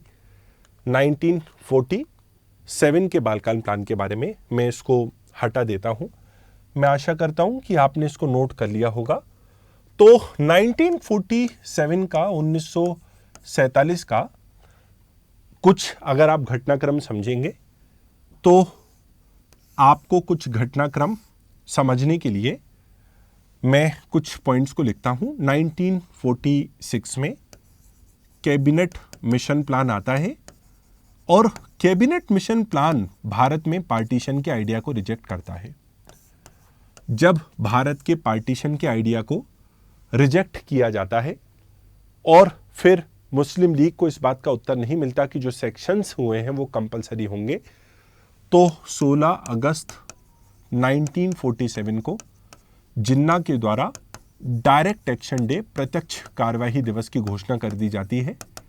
इस प्रत्यक्ष कार्यवाही दिवस का मतलब है सांप्रदायिक हिंसा। लड़के लेंगे पाकिस्तान, लेकर रहेंगे पाकिस्तान के जिन्ना के द्वारा और मुस्लिम लीग के कुछ समर्थकों के द्वारा नायरे लगाए जाते हैं। सांप्रदायिक दंगों में देश के 5000 से भी ज़्यादा लोगों की डेथ होती है और लगभग डायरेक्ट एक्शन डे में होने वाली सांप्रदायिक दंगों की घटना इस बात को सिद्ध कर देती है कि लगभग भारत का जो विभाजन है उस पे, उसकी अनिवार्यता पे एक तरह की मोहर डायरेक्ट एक्शन डे में होने वाली सांप्रदायिक दंगों की घटना ने लगा दी। 1946 में इनफैक्ट मैं माफी चाहूंगा, यह घटना जो हुई थी वो 1947 में नहीं बल्कि 1946 में हुई थी, 1946 में हुई थी। और इसमें सांप्रदायिक दंगों में लोगों की डेथ ने लगभग भारत के पार्टीशन की अनिवार्यता पे मोहर लगा दिया था, क्योंकि इसके पहले तक महात्मा गांधी ये कह रहे थे कि मैं पार्टीशन के खिलाफ हूं, मैं ना केवल पार्टीशन को रिजेक्ट करता हूं बल्कि अपने जीते जी कांग्रेस को भी कभी भी विभाजन को स्वीकार नहीं करने दूंगा। अब आप कहेंगे कि क्या बापू कांग्रेस से अलग थे कि उन्होंने ये सेपरेटली कहा? तो 1934 में 1934 में सिविल डिसोबीडियंस मूवमेंट के सस्पेंशन के बाद महात्मा गांधी कांग्रेस से अपने रेजिग्नेशन को दे देते हैं। तो कांग्रेस के 1934 के बाद टेक्निकली वो मेंबर नहीं थे, इसलिए उन्होंने बोला कि मैं व्यक्तिगत रूप में खुद भी भारत के पार्टीशन को रिजेक्ट करता हूं और अपने जीते जी कांग्रेस को भी इंडिया के पार्टीशन को एक्सेप्ट नहीं करने दूंगा। 1946 में बापू का यह मत था कि अगर कांग्रेस ने भारत के पार्टीशन को एक्सेप्ट करा तो उसको मेरी लाश पे से उतर के, लाश पे से चढ़ के ये करना होगा, मतलब मैं अपने जीते जी पार्टीशन को नहीं करने दूंगा। महात्मा गांधी का इनिशियली 1946 के समय में ही यह विचार था कि जीते जी पार्टीशन नहीं होगा, लेकिन 1946 में डायरेक्ट एक्शन डे में होने वाले सांप्रदायिक दंगों के बाद, कम्युनल क्लैश के बाद महात्मा गांधी को भी विभाजन की कड़वी सच्चाई के आगे घुटने झुकाने पड़े और भारत की पार्टीशन की सच्चाई को एक्सेप्ट करना पड़ा। हालांकि महात्मा गांधी से पहले, कुछ समय पहले, सरदार वल्लभ भाई पटेल भी विभाजन की अनिवार्यता पे समझ चुके थे। उसका कारण हम देखेंगे क्यों हुआ था वो कुछ देर बाद, लेकिन डायरेक्ट एक्शन डे के बाद लगभग भारत के विभाजन की पॉसिबिलिटी श्योर हो चुकी थी। तो यह होता है। उसके बाद मित्रों क्या होता है, उसके बाद भी कई सारी राजनीति चलती है, जैसे कि सितंबर 1946 में जो लॉर्ड वेवल रहता है वो भारत में एक अंतरिम सरकार बनाने का प्रस्ताव लाते हैं। लॉर्ड वेवल के द्वारा भारत में एक इंटरिम गवर्नमेंट को फ्रेम करने का मसौदा तैयार किया जाता है। जवाहरलाल नेहरू उसमें पार्टिसिपेट करते हैं। मुस्लिम लीग शुरुआत में रिप्रेजेंटेशन को करने को तैयार नहीं थी। बाद में इस अंतरिम सरकार में अक्टूबर तक आते आते, शुरुआत में तो इसका विरोध हुआ, लेकिन बाद में लियाकत अली के नेतृत्व में मुस्लिम लीग इसमें अक्टूबर में आती है। और अक्टूबर में जब मुस्लिम लीग का प्रतिनिधित्व करके लियाकत अली इसमें आते हैं तो मुस्लिम लीग का रवैया उसमें लार्जली नेगेटिव, नकारात्मक ही रहता है और लीग का पूरा प्रयास रहता है जितनी भी एक्टिविटीज हो उनको अवरुद्ध किया जा सके, उन पर रोक लगाई जा सके। और तभी सरदार वल्लभ भाई पटेल कहते हैं कि मैंने अपने पिछले 1 साल के ऑफिस के अनुभव में यह बात को समझ लिया है कि भारत का विभाजन निश्चय होकर रहेगा, क्योंकि लीग जिस प्रकार से एक्टिविटीज को अवरुद्ध कर रही थी, नकारात्मक उसका एटीट्यूड जिस प्रकार से अक्टूबर के बाद था, तो सरदार वल्लभ भाई पटेल भी समझ चुके थे कि वो खुद ऐसा बोलते हैं कि 1946 के अपने ऑफिस के 1 वर्ष के कार्यकाल में मैं समझ चुका हूं कि विभाजन होकर रहेगा और अगर हमने विभाजन नहीं किया तो शायद फिर एक विभाजन नहीं, कई सारे भारत के विभाजन और कई सारे टुकड़े होंगे। तो खैर ये हो गया सितंबर 1946, अक्टूबर 1946। फरवरी 1947 में ब्रिटेन के प्रधानमंत्री एटली डिक्लेरेशन होती है और एटली डिक्लेरेशन में कट ऑफ डेट 30 जून 1948 डिसाइड की जाती है भारत को स्वतंत्रता देने की। 20 फरवरी 1947 को ब्रिटेन के प्रधानमंत्री क्लेमेंट एटली की घोषणा में यह तय किया गया कि भारत को स्वतंत्रता देने की कट ऑफ डेट 30 जून 1948 होगी। 30 जून 1948 तक भारत को स्वतंत्रता देनी है। यह बात 20 जून 1947 में कही गई। मार्च, और जब लॉर्ड माउंटबेटन को भेजा गया था तो एक क्लियर इंस्ट्रक्शन के साथ भेजा गया था कि कैसे ना कैसे करके जो है भारत को जल्दी ही ट्रांसफर ऑफ पावर करना है। तो मार्च 1947 में वायसराय के रूप में माउंटबेटन भारत में आते हैं और अप्रैल से लेके मई में इन्होंने ये तो समझ लिया था कि कैबिनेट मिशन प्लान में कोई दम नहीं है, और अप्रैल से लेके मई के बीच में इनके द्वारा डिकी बर्ड प्लान, जिसको आप बाल्कान प्लान भी बोलते हो, उसको प्रपोज किया जाता है। तो ये कॉन्टेक्स्ट आप लोगों को पता होना चाहिए। मैं दोबारा आप लोगों को लाता हूं बाल्कान प्लान के ऊपर। हमारा ये टॉपिक अभी जो चल रहा है वो यही है कि भारत के प्रांतों और प्रिंसली स्टेट्स की तरफ ब्रिटिश की क्या पॉलिसी रही। तो 1942 में प्रांतों को उन्होंने सेपरेट यूनियन और सेपरेट कॉन्स्टिट्यूशन बनाने को बोल दिया, और 1946 के कैबिनेट मिशन प्लान में प्रांतों के बीच में एक प्रॉब्लम क्रिएट कर दी, धर्म के आधार पे सेक्शंस को बांटना। और तीसरी चीज 1947 में अप्रैल से लेके मई के बीच में जो बाल्कान प्लान आया था, इसमें ब्रिटिश ने भारत के कैसे ट्रांसफर ऑफ पावर की प्रोसेस को कॉम्प्लिकेट किया। डिकी बर्ड प्लान में उन्होंने यही कहा कि भारत में हम प्रांतों को ट्रांसफर ऑफ पावर करेंगे, ना कि भारत को। लेक्चर की शुरुआत में भी हम कुछ बात इस पे कर चुके थे कि ब्रिटिश जो थे वो इंडिया को ट्रांसफर ऑफ पावर नहीं कर रहे थे, प्रांतों को कर रहे थे, बंगाल को अलग, आसाम को अलग, नॉर्थ वेस्ट को अलग। तो अगर इन सभी प्रांतों और बाद में ये प्रांत मिलकर आपस में डिसाइड कर लें कि इनको इंडिया से मिलना है कि नहीं मिलना है, ये बड़ा खतरनाक हो जाता। भारत की अखंडता, भारत की इंटीग्रिटी की तरफ ये एक बहुत बड़ा खतरा था। डिकी बर्ड प्लान की आलोचना करके सरदार वल्लभ भाई पटेल और जो उस समय के सचिव थे, राज्य सचिव थे वीपी मेनन, उन्होंने फिर एक नया प्रस्ताव को दिया, और उस प्रस्ताव को 3 जून 1947 को लाया जाता है। वो प्रस्ताव ये था कि British transfer of power India को करेंगे और पाकिस्तान पार्टीशन होगा, और प्रिंसली स्टेट्स को ये ऑप्शन दिया जाएगा कि वो चाहे तो इंडिया और ये चाहे तो पाकिस्तान से मिल जाए, लेकिन प्रोविंसेस को ये ऑप्शन नहीं दिया जाएगा जो ब्रिटिश इंडिया का पार्ट थी। लेकिन माउंटबेटन का ये ओरिजिनल प्लान नहीं था जो मैं आपको बता रहा हूं, वो 3 जून को आया था। उससे पहले डिकी बर्ड प्लान, या जिसे आप बाल्कान प्लान बोलते हो, उसमें प्रोविंसेस को ट्रांसफर ऑफ पावर की बात करके भारत की ट्रांसफर ऑफ पावर की प्रोसेस को, ब्रिटिश सत्ता हस्तांतरण की प्रक्रिया को कठिन कर रहे थे। ये बड़ा खतरनाक हो सकता था, और ये भारत में मतलब वही है कि मैन इंडिया की तरफ ब्रिटिश की एक चाल थी, और ये किसी भी तरह से भारत के लिए एक आइडियल स्थिति, एक आदर्श स्थिति, या अखंड भारत की उससे इंडिया का इंटीग्रेशन, मतलब नेशनल इंटीग्रेशन की प्रोसेस को कॉम्प्लिकेट करने का वो था।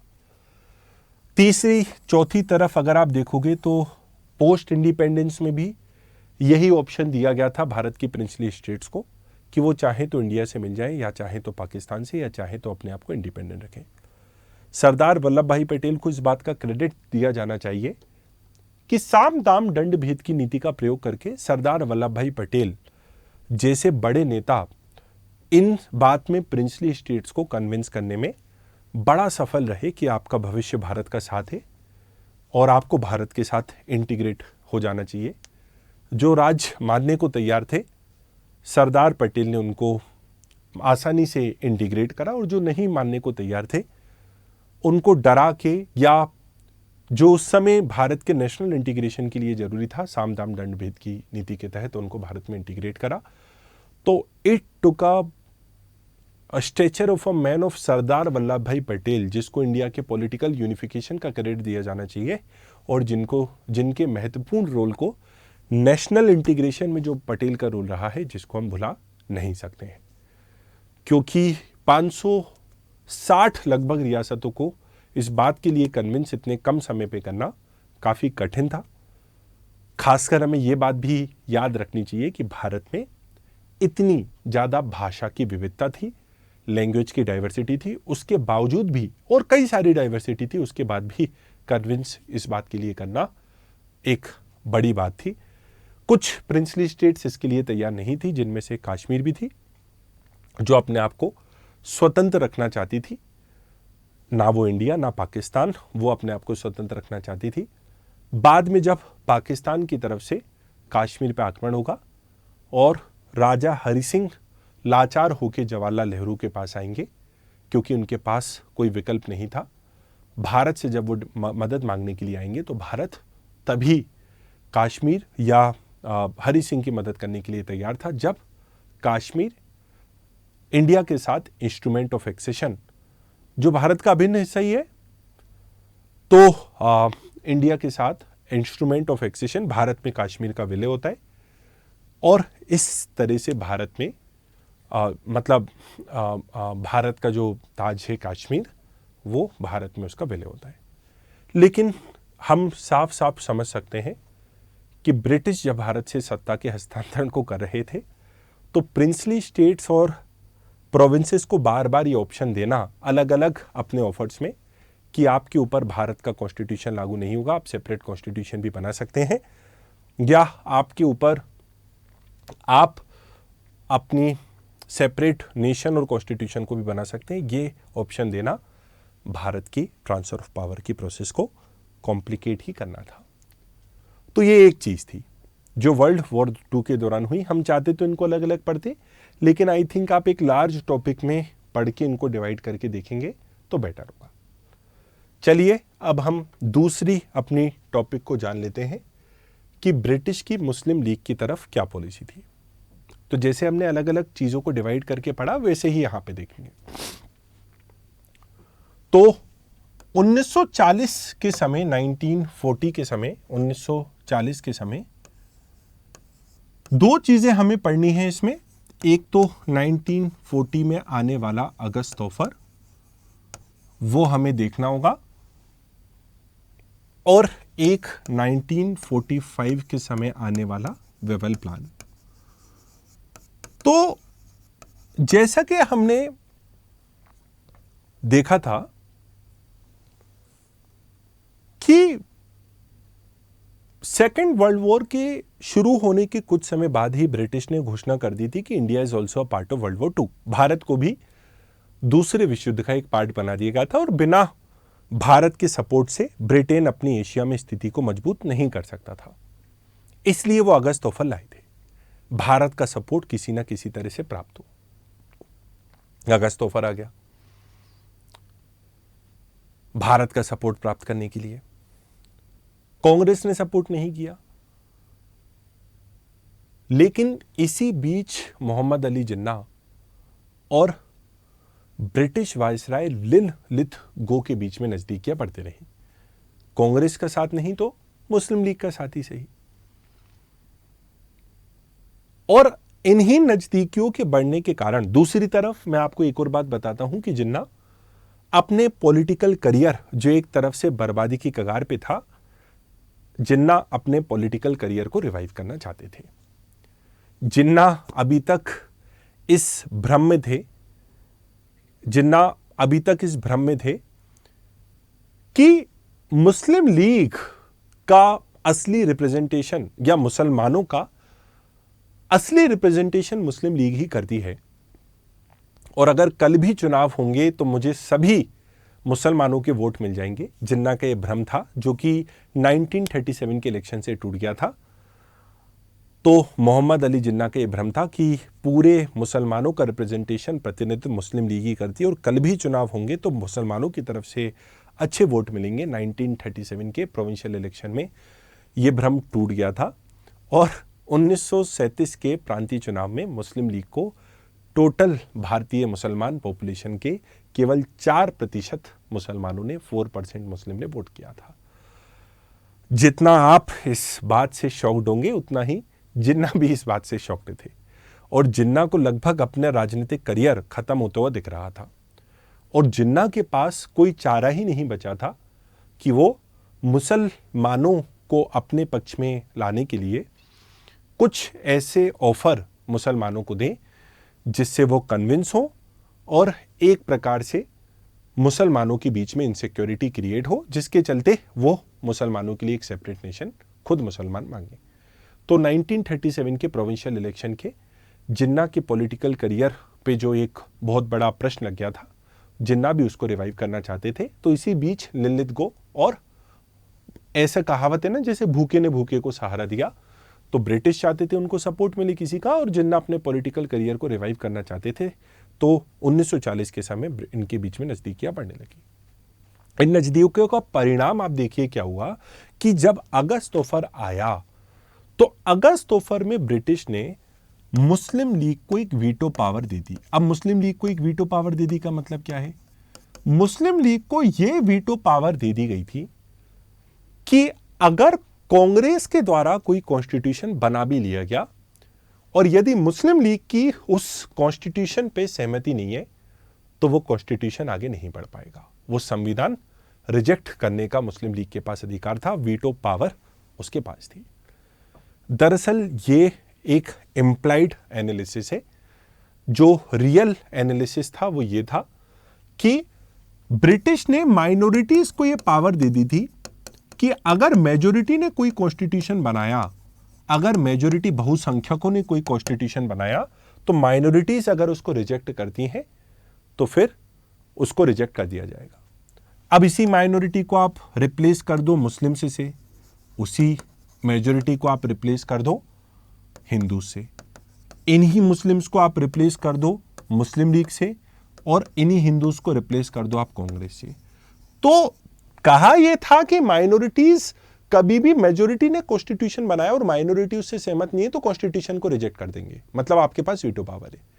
लेकिन टेक्निकली उसने ये कहा था, और इसी टेक्निकलिटी में प्रॉब्लम की बात ये हो रही है कि इस घोषणा में कहीं ना कहीं ब्रिटिश ये घोषित कर रहे हैं कि कांग्रेस एक मेजॉरिटी पार्टी है क्योंकि उसमें हिंदूज हैं।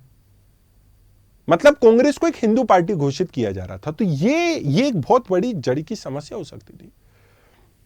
लेकिन अगस्त ऑफर में मुस्लिम लीग को वीटो पावर मिली और यह कहा गया कि अगर लीग कांग्रेस के द्वारा बनाए गए संविधान से संतुष्ट नहीं है तो वह उसको रिजेक्ट कर सकती है, और ऐसी स्थिति में कॉन्स्टिट्यूशन की कार्यवाही आगे नहीं बढ़ेगी, कोई दिक्कत वाली बात नहीं है।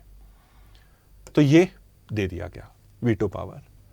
अब इसी वीटो पावर को 1945 के वेवेल प्लान में मुस्लिम लीग को यह वीटो पावर देना भी तो गलत था ना।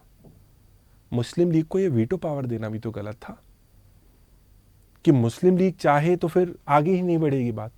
तो यह कॉम्प्लिकेट ही तो करना है ना भारत की ट्रांसफर ऑफ पावर की प्रोसेस को, और ये पार्टीशन की दिशा में एक कदम है। वेवेल प्लान में मुस्लिम लीग ने इस वीटो पावर को एक्सरसाइज किया, क्योंकि वेवेल प्लान में यह प्रावधान था कि वाइसराय की जो एग्जीक्यूटिव काउंसिल होगी, उस एग्जीक्यूटिव काउंसिल में कांग्रेस को और उसके साथ साथ मुस्लिम लीग को इक्वल रिप्रेजेंटेशन मिलेगा। दोनों में 5-5 सीट बैठेंगी। कांग्रेस की 5 सीटों में 2 मुस्लिम्स कैंडिडेट थे। लीग ने इस बात पे ऑब्जेक्शन उठाया कि ये जो 2 मुस्लिम्स हैं ये कांग्रेस नहीं इनको कैंडिडेट की तरह उतार सकती है, मुस्लिम कैंडिडेट्स को केवल मुस्लिम लीग ही उतार सकती है, क्योंकि मुस्लिम लीग ही मुसलमानों का रिप्रेजेंटेशन करती है। लेकिन ये तो गलत वो थी, बेतुका तर्क था। मुस्लिम लीग केवल उन्हीं मुसलमानों का रिप्रेजेंटेशन करती थी जो आजादी के बाद पाकिस्तान गए। मुस्लिम लीग उन सभी राष्ट्रवादी मुसलमानों का रिप्रेजेंटेशन थोड़ी करती थी जो आजादी के बाद भारत रहे। मौलाना आजाद का रिप्रेजेंटेशन थोड़ी करती थी। आ रही मेरी बात समझ में आपको? तो कांग्रेस में जब 2 मुस्लिम कैंडिडेट्स को उतारा गया, एग्जीक्यूटिव काउंसिल में बराबर की हिस्सेदारी मिली, तो जिन्ना ने इस बात का विरोध किया, और ये जो वीटो पावर मिली थी कि मुसलमान अगर कॉन्स्टिट्यूशन या किसी पार्ट से सहमत नहीं है, जो लीग को वीटो पावर मिली थी, उस वीटो पावर को एक्सरसाइज किया। और भारत की आगे की कॉन्स्टिट्यूशनल डेवलपमेंट की प्रोसेस को लीग ने ब्लॉक किया और इस तरह से इंडिया की ट्रांसफर ऑफ पावर की प्रोसेस कॉम्प्लिकेट हुई लीग को वीटो पावर देके। यही प्रश्न 2019 की परीक्षा में पूछा गया था कि 1940s के समय में इंडिया की ट्रांसफर ऑफ पावर की प्रोसेस को कैसे कॉम्प्लिकेट किया गया। अब इस प्रश्न को लिखने के कई सारे तरीके हो सकते थे, लेकिन मान लीजिए आप इसी तरह से लिखते कि भारत की ट्रांसफर ऑफ पावर की प्रोसेस को इस तरह से ब्रिटिश ने कॉम्प्लिकेट किया। पहला, भारतीय प्रांतों और राज्य रियासतों, इंडियन प्रोविंसेस और प्रिंसली स्टेट्स के समय भारत की पॉलिसी। तो आप 1, 2, 3, 4 उसमें लिखते। 1942 का क्रिप्स मिशन, 1946 का कैबिनेट मिशन प्लान, 1947 का डिकी बर्ड प्लान और 1947 में पोस्ट इंडिया इंडिपेंडेंस इंडिया। फिर आप बताते कि इन चारों से हमें पता लगता है कि भारत की प्रांत और राज्य रियासतों को बार बार ब्रिटिश ये ऑप्शन देते रहे अलग अलग अपने प्रोविजंस को लाके कि इनके पास पूरा विकल्प है, ये चाहे तो इंडिया से मिल जाए, अपने आप का अलग कॉन्स्टिट्यूशन बनाए या अपने आप का अलग केंद्र बनाए। ये ट्रांसफर ऑफ पावर को कॉम्प्लिकेट किया। दूसरी ट्रांसफर ऑफ पावर की प्रोसेस को कॉम्प्लिकेट करने के लिए ब्रिटिश ने मुस्लिम लीग को वीटो पावर दी, जो कि अगस्त 1940 में दी गई थी, और 1945 के वेवल प्लान में मुस्लिम लीग ने उसको वो भी करा। तो ये दूसरा चीज थी, और ऐसे ब्रिटिश ने भारत की ट्रांसफर ऑफ पावर की प्रोसेस को 1940s के समय कॉम्प्लिकेट किया। चलिए तीसरी चीज भी जान लेते हैं, पॉलिसी टुवर्ड्स इंडियन फेडरेशन। तो अभी तक हमने policy towards British princely states and provinces देखा, फिर हमने वीटो पावर मुस्लिम लीग को देके उसके प्रति क्या पॉलिसी थी वो देखा, और फिर policy towards Indian federation a week centre. मित्रों, अभी हमने जो थोड़ी देर पहले बात करी थी कि जो कैबिनेट मिशन प्लान था उसमें 3 टायर गवर्नमेंट लाई गई थी, यूनियन, सेक्शन और प्रोविंसेस, और सेक्शन में ABC थे, और वो सेक्शंस का कंपल्शन मुस्लिम लीग मांग रही थी और कांग्रेस बोल रही थी ये कंपल्शन नहीं होना चाहिए। तो ये जो 3 टायर गवर्नमेंट थी, इसमें जो यूनियन था 1946 के कैबिनेट मिशन प्लान में इस यूनियन को कमजोर रखने की बात कही गई। इसके पास डिफेंस, कम्युनिकेशन, करेंसी, कुछ ही सब्जेक्ट शामिल थे। आप लोग जानते हैं, जैसे आज इंडियन कॉन्स्टिट्यूशन में आप लोगों को 3 लिस्ट देखने को मिलेंगी। एक है यूनियन लिस्ट, एक है स्टेट लिस्ट और एक है कंकरेंट लिस्ट। केंद्र सूची, राज्य सूची और समवर्ती सूची, जो राज्य और केंद्र दोनों के उसमें आती है, उसको आप कंकरेंट लिस्ट बोलते हैं। हमारे देश में कॉन्स्टिट्यूशन में आज ज्यादा विषय यूनियन लिस्ट में आते हैं क्योंकि केंद्र मजबूत है। India is more union than a federation. Bharat एक अर्धसंघीय देश भी है, लेकिन भारत में एकात्मक लक्षण ज्यादा है, यूनिटरी वो ज्यादा है। आज का स्ट्रक्चर यह है, लेकिन उस समय ब्रिटिश बड़े लिमिटेड चीजों को सेंटर को देके, defence, communication, currency, foreign relations को देके एक कमजोर यूनियन भारत में बना रहे थे। तो एक वीक सेंटर की भी ब्रिटिश की पॉलिसी थी, जबकि इंडिया में यह बात मित्रों उतनी इंप्लीमेंट नहीं होती है। अमेरिका के केस में शायद ये थोड़ी ज्यादा रेलेवेंट हो। अमेरिका में ब्रिटिश ने जिस तरह से रूल करा था वो अलग था, और भारत में जिस तरह से ब्रिटिश रूल कर रहे थे वो अलग था। जब ब्रिटिश अमेरिका में रूल कर रहे थे तो अमेरिका की 13 कॉलोनीज में उन्होंने अलग अलग रूल किया था।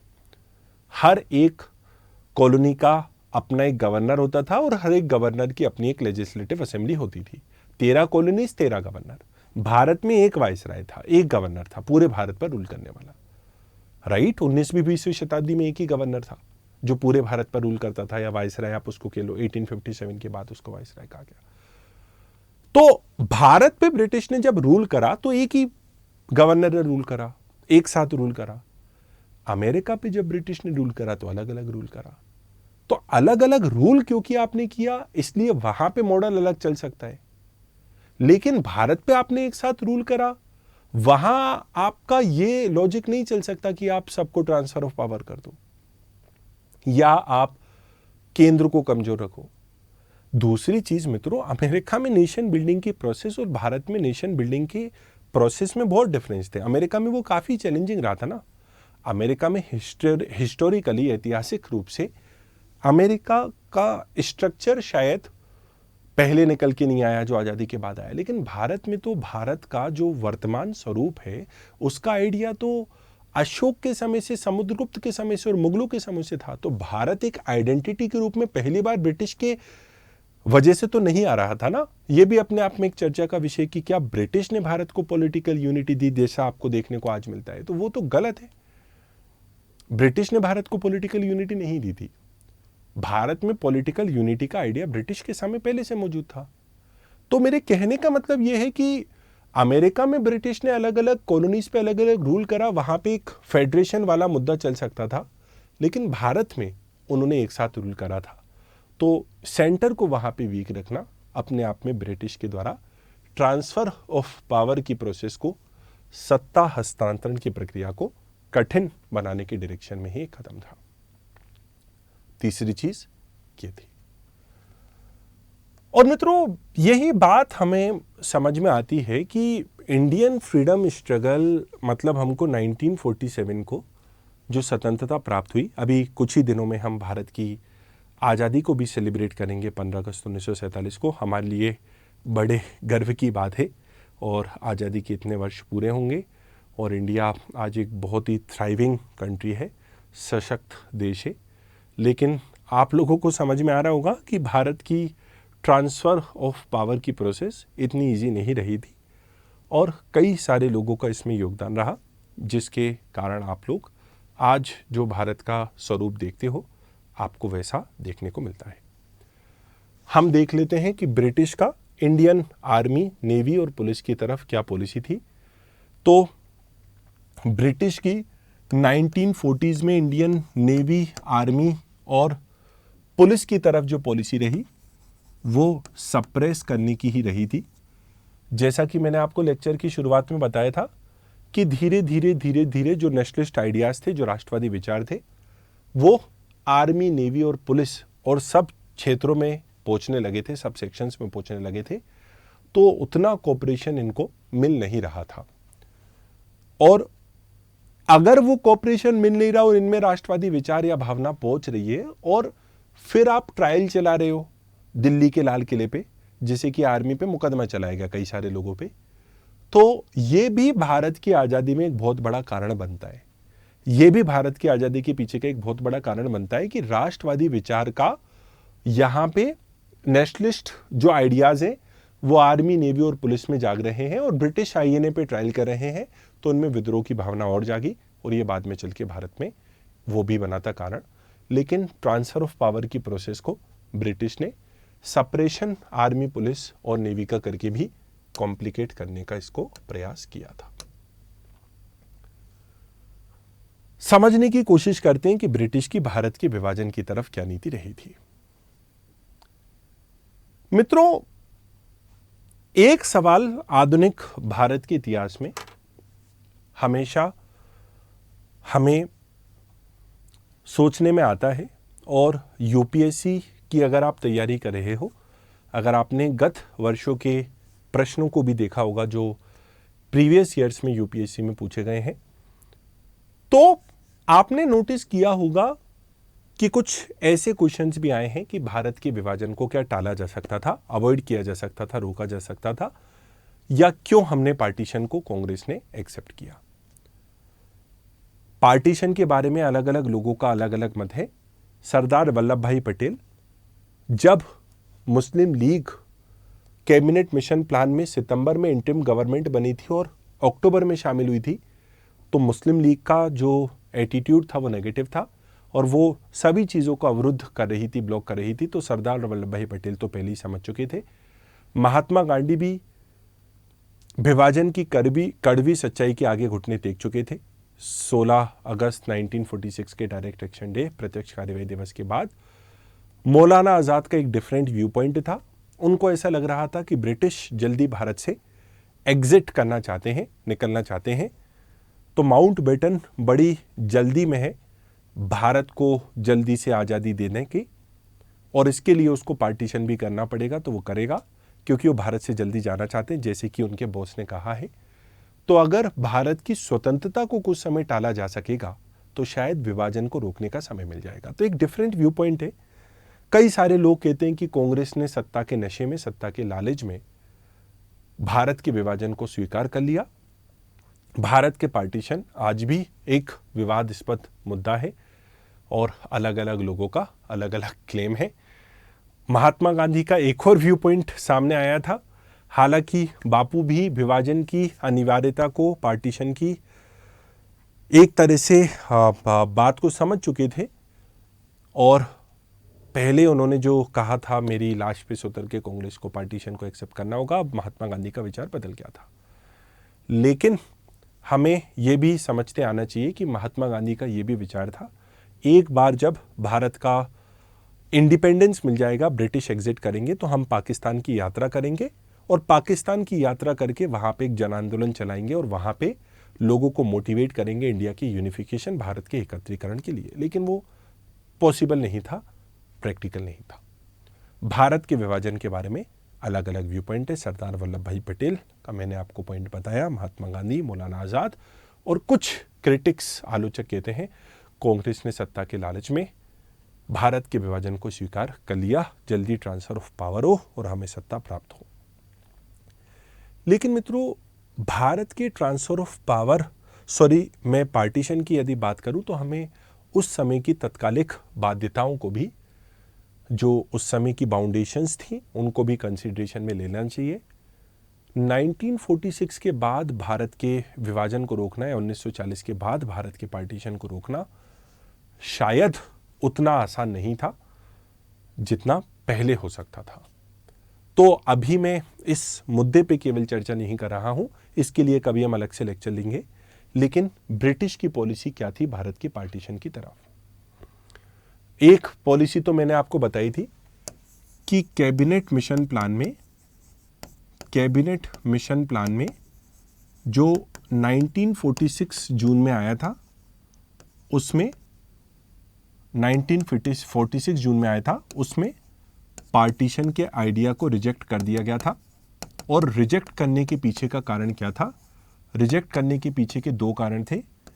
एक तो ब्रिटिश कॉमनवेल्थ में इंडिया एक मजबूत पार्टनर बनेगा, और वो तभी बनेगा जब आप उसको बांटोगे नहीं, डिवाइड नहीं करोगे, पार्टीशन नहीं करोगे। India will become a strong partner, India will become a strong partner अगर पार्टीशन नहीं हुआ।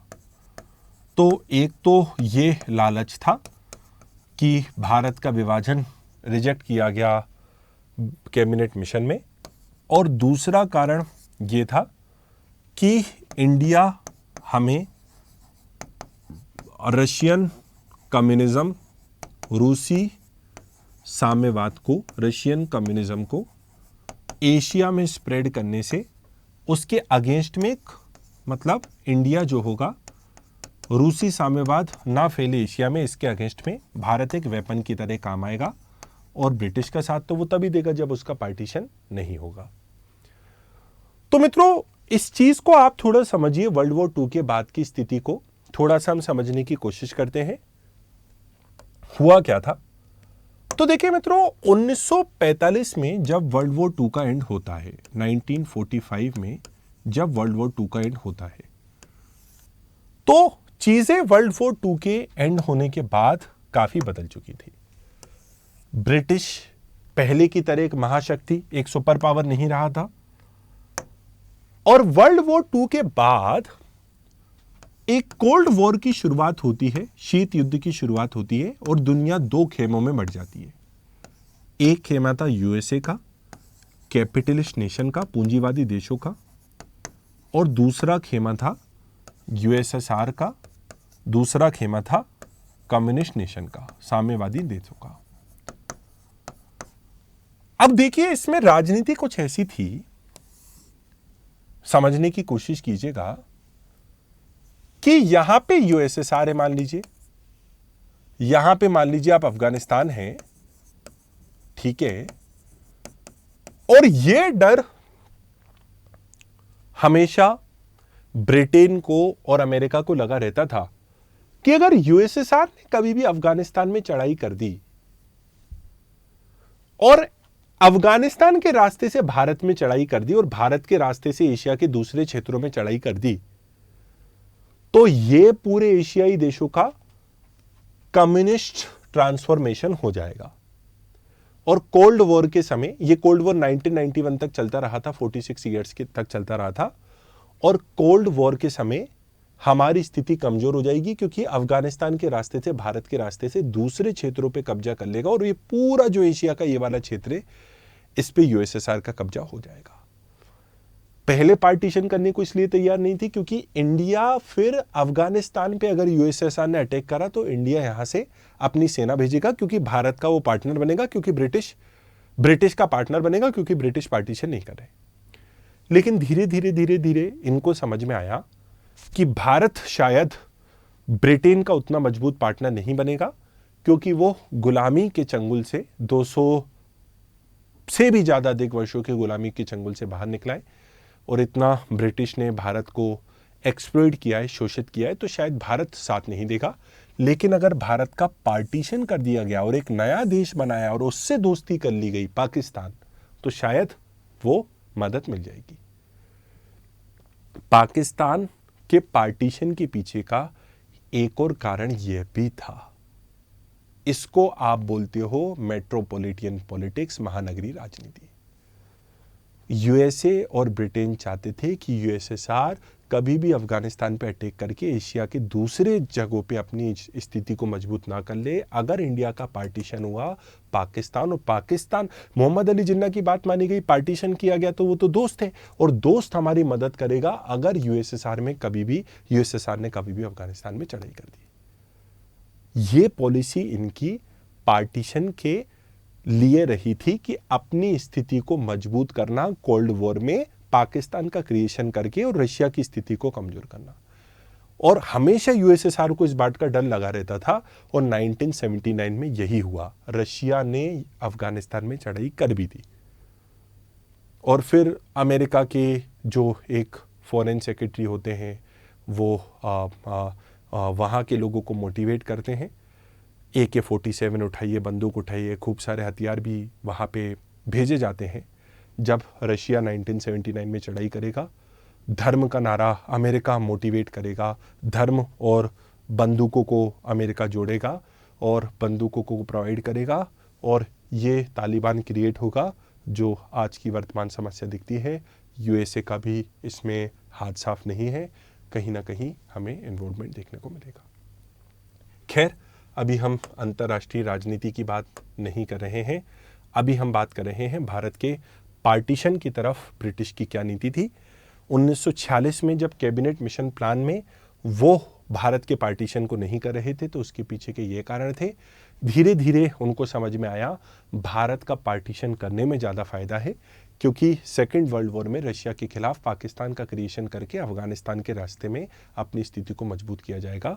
तो पार्टीशन की तरफ ब्रिटिश की ये पॉलिसी थी और ये भारत का पार्टीशन करके ब्रिटिश ने सत्ता हस्तांतरण की प्रोसेस को और वो किया। हालांकि मित्रों, ये तो 1940s की बात है। इंडिया का पार्टीशन की सच्चाई 1940s में नहीं, भारत में अगर आपको भारत के पार्टीशन की बात को समझना है तो फ्लैशबैक में जाना पड़ेगा। और भारत में विभाजन के पीछे का एक बहुत बड़ा कारण कम्युनलिज्म था, सांप्रदायवाद था। और भारत में सांप्रदायवाद के जन्म के पीछे ब्रिटिश पॉलिसी का एक बहुत बड़ा कारण रहा था।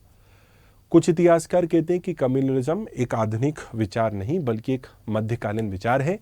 मिडीवल हिस्ट्री से ही कम्युनलिज्म भारत में था। लेकिन मेरा ऐसा मानना है, भारत एक जो कम्युनलिज्म का विचार है वो मिडीवल हिस्ट्री नहीं, मॉडर्न हिस्ट्री में आया और ब्रिटिश की नीति का परिणाम था। फूट डालो और शासित करोगे। तो हम पार्टीशन के बारे में कभी विशेष रूप से अपनी किसी कॉन्सेप्ट टॉक में, अगर आपका फीडबैक अच्छा रहा, विचार करेंगे और लाएंगे। लेकिन अभी के लिए पार्टीशन के पीछे की मैंने आपको हिस्ट्री बताई, ब्रिटिश क्यों चाहते थे कोल्ड वॉर में अपनी स्थिति मजबूत करने के लिए भारत का पार्टीशन करना। वो तो अगर मोटे मोटे तौर पे देखें, ब्रिटिश ने इंडिया की ट्रांसफर ऑफ पावर की प्रोसेस को कैसे कॉम्प्लिकेट किया, प्रिंसली स्टेट्स को और उसके साथ साथ भारत के प्रांतों को ये ऑप्शन देके कि आप चाहें तो सेपरेट कॉन्स्टिट्यूशन और सेपरेट स्टेट बना सकते हैं। ब्रिटिश ने इंडिया की ट्रांसफ़र ऑफ पावर की प्रोसेस को मुस्लिम लीग को वीटो पावर देके, जो कि 1940 के अगस्त ऑफर में दी गई थी और 1945 के वेवल प्लान में एग्जीक्यूट की गई थी, वीटो पावर, उसको देके ब्रिटिश ने इंडिया की ट्रांसफ़र ऑफ पावर की प्रोसेस को कॉम्प्लिकेट करने के लिए इंडियन फेडरेशन में इंडियन यूनियन को वीक करने का प्रावधान रखा, जैसे कि उन्होंने 1946 के कैबिनेट मिशन प्लान में रखा था। ब्रिटिश ने इंडिया की ट्रांसफ़र ऑफ पावर की प्रोसेस को कॉम्प्लिकेट करने के लिए पुलिस, आर्मी और नेवी को सप्रेस करा। ब्रिटिश ने इंडिया की ट्रांसफ़र ऑफ पावर की पॉलिसी को, ट्रांसफ़र ऑफ पावर सत्ता के हस्तांतरण की कॉम्प्लिकेट करने के लिए भारत के विभाजन को प्रति उनकी क्या नीति रही थी, हमने बात करी। मुख्य रूप से आज के लेक्चर का हमारा यही एजेंडा रहा था, लेकिन हम कुछ दूसरी बातों को समझे बिना, जिसमें लगभग हमें 15-20 मिनट का समय लगेगा, दूसरी बातों को हम समझे बिना इस लेक्चर को अंत नहीं कर सकते हैं। कुछ दूसरे इंपॉर्टेंट पॉइंट इसी समय से जुड़े जान लेते हैं। दूसरा वर्ल्ड युद्ध और भारतीय राजनीति के बारे में पहले हम डिस्कस कर चुके हैं। एक बात ये भी जान लेते हैं कि अल्टीमेटली ब्रिटिश भारत को इंडिपेंडेंस देना चाहते क्यों थे, इंडिपेंडेंस या स्वतंत्रता देना चाहते क्यों थे। देखिए, इसके पीछे का एक कारण मैं आपको ये बता देता हूं। एक तो ब्रिटेन सेकेंड वर्ल्ड वॉर के बाद सुपर पावर नहीं रहा था, ठीक है, सुपर पावर नहीं रहा था। एक ब्रिटिश अधिकारी ने यह भी कहा था कि किसी भी तरीके से दूसरे विश्व युद्ध के बाद अगर ब्रिटेन का भारत पर रूल जारी रहा तो यह ब्रिटिश के लिए ही गैर उत्पादक, काउंटर प्रोडक्टिव होगा। तो ब्रिटिश के लिए इंडिया पे रूल करना काउंटर प्रोडक्टिव था और लॉर्ड माउंटबेटन को एक स्ट्रिक्ट इंस्ट्रक्शन दिया गया था, आप जल्दी से पैक करके बैग वैग ब्रिटेन की ओर लौटिए। उसके पीछे का एक कारण यह था कि जितना इकोनॉमिकली प्रॉफिटेबल, आर्थिक रूप से इकोनॉमिकली प्रॉफिटेबल जितना भारत ब्रिटेन के लिए पहले हुआ करता था, उतना भारत नहीं था। आपको जानकारी होगी 1813 के चार्टर एक्ट में ब्रिटिश के द्वारा भारत में one way free trade policy लाई गई थी, एक तरफा मुक्त व्यापार की नीति लाई गई थी। और इस वन वे फ्री ट्रेड की पॉलिसी के तहत कोई भी ब्रिटिश गुड अगर इंडिया में आता था, कोई भी ब्रिटिश वस्तु अगर भारत में आती थी, तो उस पर चुंगी लगाई जाती थी, टैरिफ, सॉरी, उस पर कोई टैरिफ नहीं लगता था, उस पर 0 टैरिफ होते थे, कोई चुंगी नहीं लगती थी।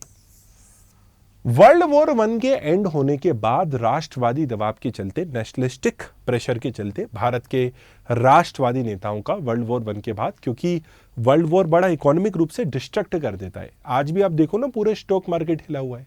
वर्ल्ड वॉर की शुरुआत तो नहीं हुई है, लेकिन साल की शुरुआत में आप देखिए, साल की शुरुआत में आपने देखा होगा ना, जब जनवरी फरवरी के माह में रशिया और यूक्रेन के बीच में एक प्रकार की स्थिति बनी, युद्ध की, युद्ध हुआ भी सही, तब वर्ल्ड वॉर की बात सामने आने लगी। और आप देखो, अभी भी चाइना तालिबान के बीच में भी चल ही रहा है क्राइसिस। तो दो देशों के बीच में आपस में युद्ध हुआ, उससे पूरा स्टॉक मार्केट हिल गया और अमेरिका के मतलब एक कैपिटल का शॉर्टेज हो गया, रिसेशन की बातें होने लगी। थोड़े समय के लिए ऐसा लगा भी सही। तो आप लोग, वर्ल्ड वॉर 1 के बाद में भी ऐसी स्थिति हुई, बहुत बड़ा युद्ध था। तो जो one way free trade policy पहले होती थी 1813 के चार्टर एक्ट में, जिसमें ब्रिटिश गुड्स भारत में आते थे, उन पे कोई टैरिफ नहीं लगता था, राष्ट्रवादी दबाव के चलते अब ब्रिटिश गुड भारत में फ्री में नहीं आ सकते थे, उन पे टैरिफ लगने लगे, उन पे चुंगियां लगने लगी। धीरे धीरे ब्रिटिश के लिए इंडिया उतना प्रॉफिटेबल नहीं बचा था जितना पहले था। यह भी भारत को स्वतंत्रता देने के पीछे का कारण था। पुलिस से, आर्मी से इतना सपोर्ट नहीं मिल रहा था। क्यों? क्योंकि राष्ट्रवादी विचारों का वहां पे प्रवेश होने लगा था। और इसके पीछे के और भी कुछ कारण नज़र में आते हैं, जैसे कि ब्रिटेन में सत्ता का परिवर्तन होना, कंजर्वेटिव पार्टी की जगह लेबर पार्टी का आना, क्योंकि विंसेंट चर्चिल ने तो बोल दिया था, मैं ब्रिटेन का वो मंत्री नहीं बनना चाहता हूँ जो अपने साख पे ये दाग लगाए कि विंसेंट चर्चिल के समय ब्रिटेन ने भारत को लूज कर दिया। तो विंस्टन चर्चिल ने बोला था कि मैं ब्रिटेन का वो मंत्री नहीं बनना चाहता हूं कि फ्यूचर की जनरेशन्स बात करे कि देखो एक प्रधानमंत्री था, उसके समय में भारत को लूज कर दिया ब्रिटेन ने, तो मैं कभी भी भारत को स्वतंत्रता नहीं देने वाला हूं। एक सवाल यह भी उठता है, शायद होता भी सही कि अगर विंस्टन चर्चिल भारत का प्रधानमंत्री ब्रिटेन का प्रधानमंत्री वर्ल्ड वॉर 2 के बाद भी रहता, तो शायद वर्ल्ड वॉर 2 के बाद भारत को इंडिपेंडेंस कुछ समय के लिए टल जाता, मिलके तो रहता लेकिन कुछ समय के लिए टल जाता। तो विंस्टन चर्चिल ने मना कर दिया था, कंजर्वेटिव पार्टी की हार हो गई, लेबर पार्टी आ गई, क्लेमेंट एटली की सरकार आ गई, तो भारत को आज़ादी मिली। तो एक सत्ता परिवर्तन भी एक बहुत बड़ा कारण रहा था और अमेरिका का प्रेशर भी रहा था। ब्रिटेन अब सुपर पावर नहीं बचा था, पूरे देश पूरी दुनिया में डीकोलोनाइजेशन की डिमांड अमेरिका की थी। अमेरिका खुद भी ब्रिटेन की कॉलोनी था, समझता था एक कॉलोनी होना कितना ज़्यादा दिक्कतपूर्ण होता है। तो अमेरिका की डिमांड भी थी कि अगर आप डीकोलोनाइजेशन नहीं करोगे तो इसी तरह के युद्ध होते रहेंगे और दिक्कत होती रहेगी। तो ये ब्रिटिश ने भारत को ग्रांट किया फ्रीडम। सुपर पावर नहीं था, अमेरिका का प्रेशर था, उतना इकोनॉमिक प्रॉफिटेबल नहीं था, पुलिस आर्मी और ब्रिटेन में राजनीति सत्ता का परिवर्तन। कुछ ऐसे बर्निंग क्वेश्चन हैं कि क्या भारत के पार्टीशन को रोका जा सकता था, क्यों कांग्रेस ने भारत के पार्टीशन को एक्सेप्ट करा, सत्ता के लालच में, या क्या कारण थे। तो मैंने आप लोगों को बताया 1946 में सरदार वल्लभ भाई पटेल का स्टेटमेंट किस तरह से विभाजन की, पार्टीशन की इनएबिलिटी को, अपरिहार्यता को दर्शाता है। किस तरह से महात्मा गांधी का स्टेटमेंट विभाजन की कंपल्सरीनेस को बताता है, जो पहले तैयार नहीं थे। तो 1940s में इंडिया के पार्टीशन को टाला जा सकना बहुत मुश्किल था, खासकर 1946 के डायरेक्ट एक्शन डे के बाद। हो सकता है कि उसके पहले भारत के विभाजन को टाला जाना पॉसिबल होता अगर ये प्रयास बहुत पहले किया जाता। तो आज के लेक्चर का एजेंडा नहीं है और मैं आप लोगों को इस टॉपिक के डिस्कशन में सस्ते में टालना भी नहीं चाहता हूं, डिटेल में बातचीत करना चाहता हूं। कभी अलग से इस टॉपिक पे हम डिस्कशन करेंगे, सेपरेटली डिस्कशन करेंगे। मोटे मोटे तौर पे ये इस पर्टिकुलर लेक्चर का ऑब्जेक्टिव था। हम लोग जब भी सिविल सर्विसेज की प्रिपरेशन करते हैं तो हमें किसी भी टॉपिक को अगर हम सिस्टमेटिक तरीके से ब्रेक करके पढ़ेंगे, अच्छी तरह से नोट्स बनाएंगे, काफ़ी महत्वपूर्ण होता है। जब मैं आप लोगों के लिए लेक्चर ला रहा था, तैयार कर रहा था, हालांकि क्योंकि मैं पिछले 10 वर्षों से इतिहास को पढ़ा रहा हूं, लेकिन मुझे कुछ चीज़ें पता होती हैं, कुछ चीज़ें नहीं भी होती हैं। मैं ये नहीं कहूँगा कि 10 सालों से मैं पढ़ा रहा हूँ तो अभी तक इतिहास में मुझे जितना पता होना था वो सब कुछ पता है। अगले 40 साल बाद अगर मैं इतिहास को पढ़ाऊँगा तो मुझे 50 साल पढ़ाते पढ़ाते हो जाएंगे, तब भी मैं यही कहूँगा, क्योंकि ज्ञान का अंत नहीं होता है। जब मैं आप लोगों को खुद भी पढ़ाने के लिए आ रहा होता हूँ, उससे पहले मेरा भी प्रयास रहता है कि शॉर्ट पॉइंट्स में मैं एक एजेंडा तैयार कर पाऊँ कि आपको किन किन बातों पे पढ़ाना है। आपसे भी मेरा यही निवेदन है, बातों को नोट पैरेलल करते चलें। इस लेक्चर का अंत तो हो रहा है, लेकिन आप सभी बातों को रिकॉल करने का प्रयास जब करें तो उसको कॉपी पे नोटते चलें और इसी तरह से डिवाइड करें। प्रिंसली स्टेट्स की तरफ क्या नीति, 1 2 3 4 5 पॉइंट। मुस्लिम लीग की तरफ क्या नीति, 1 2 3 4 5 पॉइंट। ब्रिटिश ने इंडिया को इंडिपेंडेंस क्यों दिया, 1 2 3 4 5 पॉइंट। ब्रिटिश ने इंडिया की ट्रांसफर ऑफ पावर को कॉम्प्लिकेट ओवरऑल कैसे बनाया, आंसर को लिखने का प्रयास करें। इस तरीके से आप जब सिविल सर्विसेज की प्रिपरेशन को करने लगते हो तो वो तैयारी बड़ी आसान हो जाती है। मुश्किल है, कठिन है, इम्पॉसिबल नहीं है। कॉन्फिडेंट रहेंगे, मेहनत अगर इसी डायरेक्शन में करते चलेंगे, सफलता जरूर प्राप्त होगी। हमारा इस अनअकैडमी अभ्यास चैनल को तैयार करने के पीछे का ऑब्जेक्टिव यही है। इस तरह की कॉन्सेप्ट टॉक आपको बड़ा फ्रीक्वेंटली इस चैनल पे मिलती रहेंगी। कुछ गेस्ट फैकल्टीज भी आपके लिए इस चैनल पे लाती रहेंगी और इस चैनल पे आप लोगों के लिए current affairs in a nutshell के वीडियोस आते रहेंगे। जैसे आरती छावरी मैम ने आज ही ट्राइबल रिवोल्ट्स के ऊपर एक वीडियो 15 मिनट की बनाई है। तो current affairs in a nutshell 15 minute की वीडियो होंगी, कॉन्सेप्ट के एक अलग कॉन्सेप्ट है। Current affairs in a nutshell में आपको करंट अफेयर्स से जुड़ी महत्वपूर्ण घटनाओं को 15 मिनट में वर्णन मिलेगा। अमन शर्मा सर भी इस चैनल पे आप लोगों के लिए करंट अफेयर्स के वीडियोस लाते रहेंगे। जल्द ही अमन शर्मा सर आपके लिए तालिबान और जो ताइवान और चाइना का कॉन्फ्लिक्ट है उसके ऊपर 15 मिनट की वीडियो लाएंगे। सुमित कोंडे सर, अरविंद सिंह राजपुरोहित सर और उसके साथ साथ प्रकाश कुमार सर आपके लिए इस चैनल पे वीडियोस लाते रहेंगे। ये इस पूरे चैनल की टीम रहेंगी और उसके साथ साथ कई सारे गेस्ट फैकल्टीज़ के लेक्चर भी आप लोगों के लिए इस चैनल पे लाया जाए करेंगे। कुछ बहस सेशन भी हम प्लान आप लोगों के लिए कर रहे हैं। हमारा एजेंडा यही है, काफ़ी क्लियर है कि हम आपके लिए एक समग्र प्लेटफॉर्म को जो अपने आप में काफ़ी सारी चीज़ों को समावेशित कर ले, ऐसे चैनल को तैयार करें। और आप लोगों का सपोर्ट रहा, आप इस चैनल को सब्सक्राइब भी करें, आप शेयर भी करें वीडियो को यदि आपको पसंद आती है। तो हम आपका प्रयास से इसमें इसी तरह से आगे बढ़ते रहेंगे और एक अच्छे यूट्यूब चैनल को आप लोगों के लिए क्रिएट करेंगे। उसी के साथ साथ अनअकैडमी आप ज्वाइन करना चाहते हैं एक स्ट्रक्चर्ड प्रिपरेशन के लिए, आप अनअकैडमी को ज्वाइन कर सकते हैं।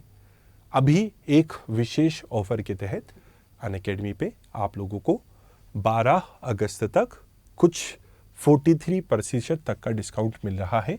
मेरा कोड अनुज UPSC है, इसको आप अप्लाई करके अलग अलग ऑफर्स को अवेल कर सकते हो। और आप लोगों की कॉम्प्रिहेंसिव बैचेस की शुरुआत भी 12 तारीख से हो रही है टॉप एजुकेटर्स के साथ में, और ऑप्शनल की तैयारी भी आपकी हो जाती है। आप लोगों से मुझे इस वीडियो का फीडबैक कमेंट सेक्शन में जानने का इंतजार रहेगा। मैं आप लोगों के लिए अगली कॉन्सेप्ट टॉक जल्द ही लाऊंगा। जय हिंद, जय भारत, धन्यवाद।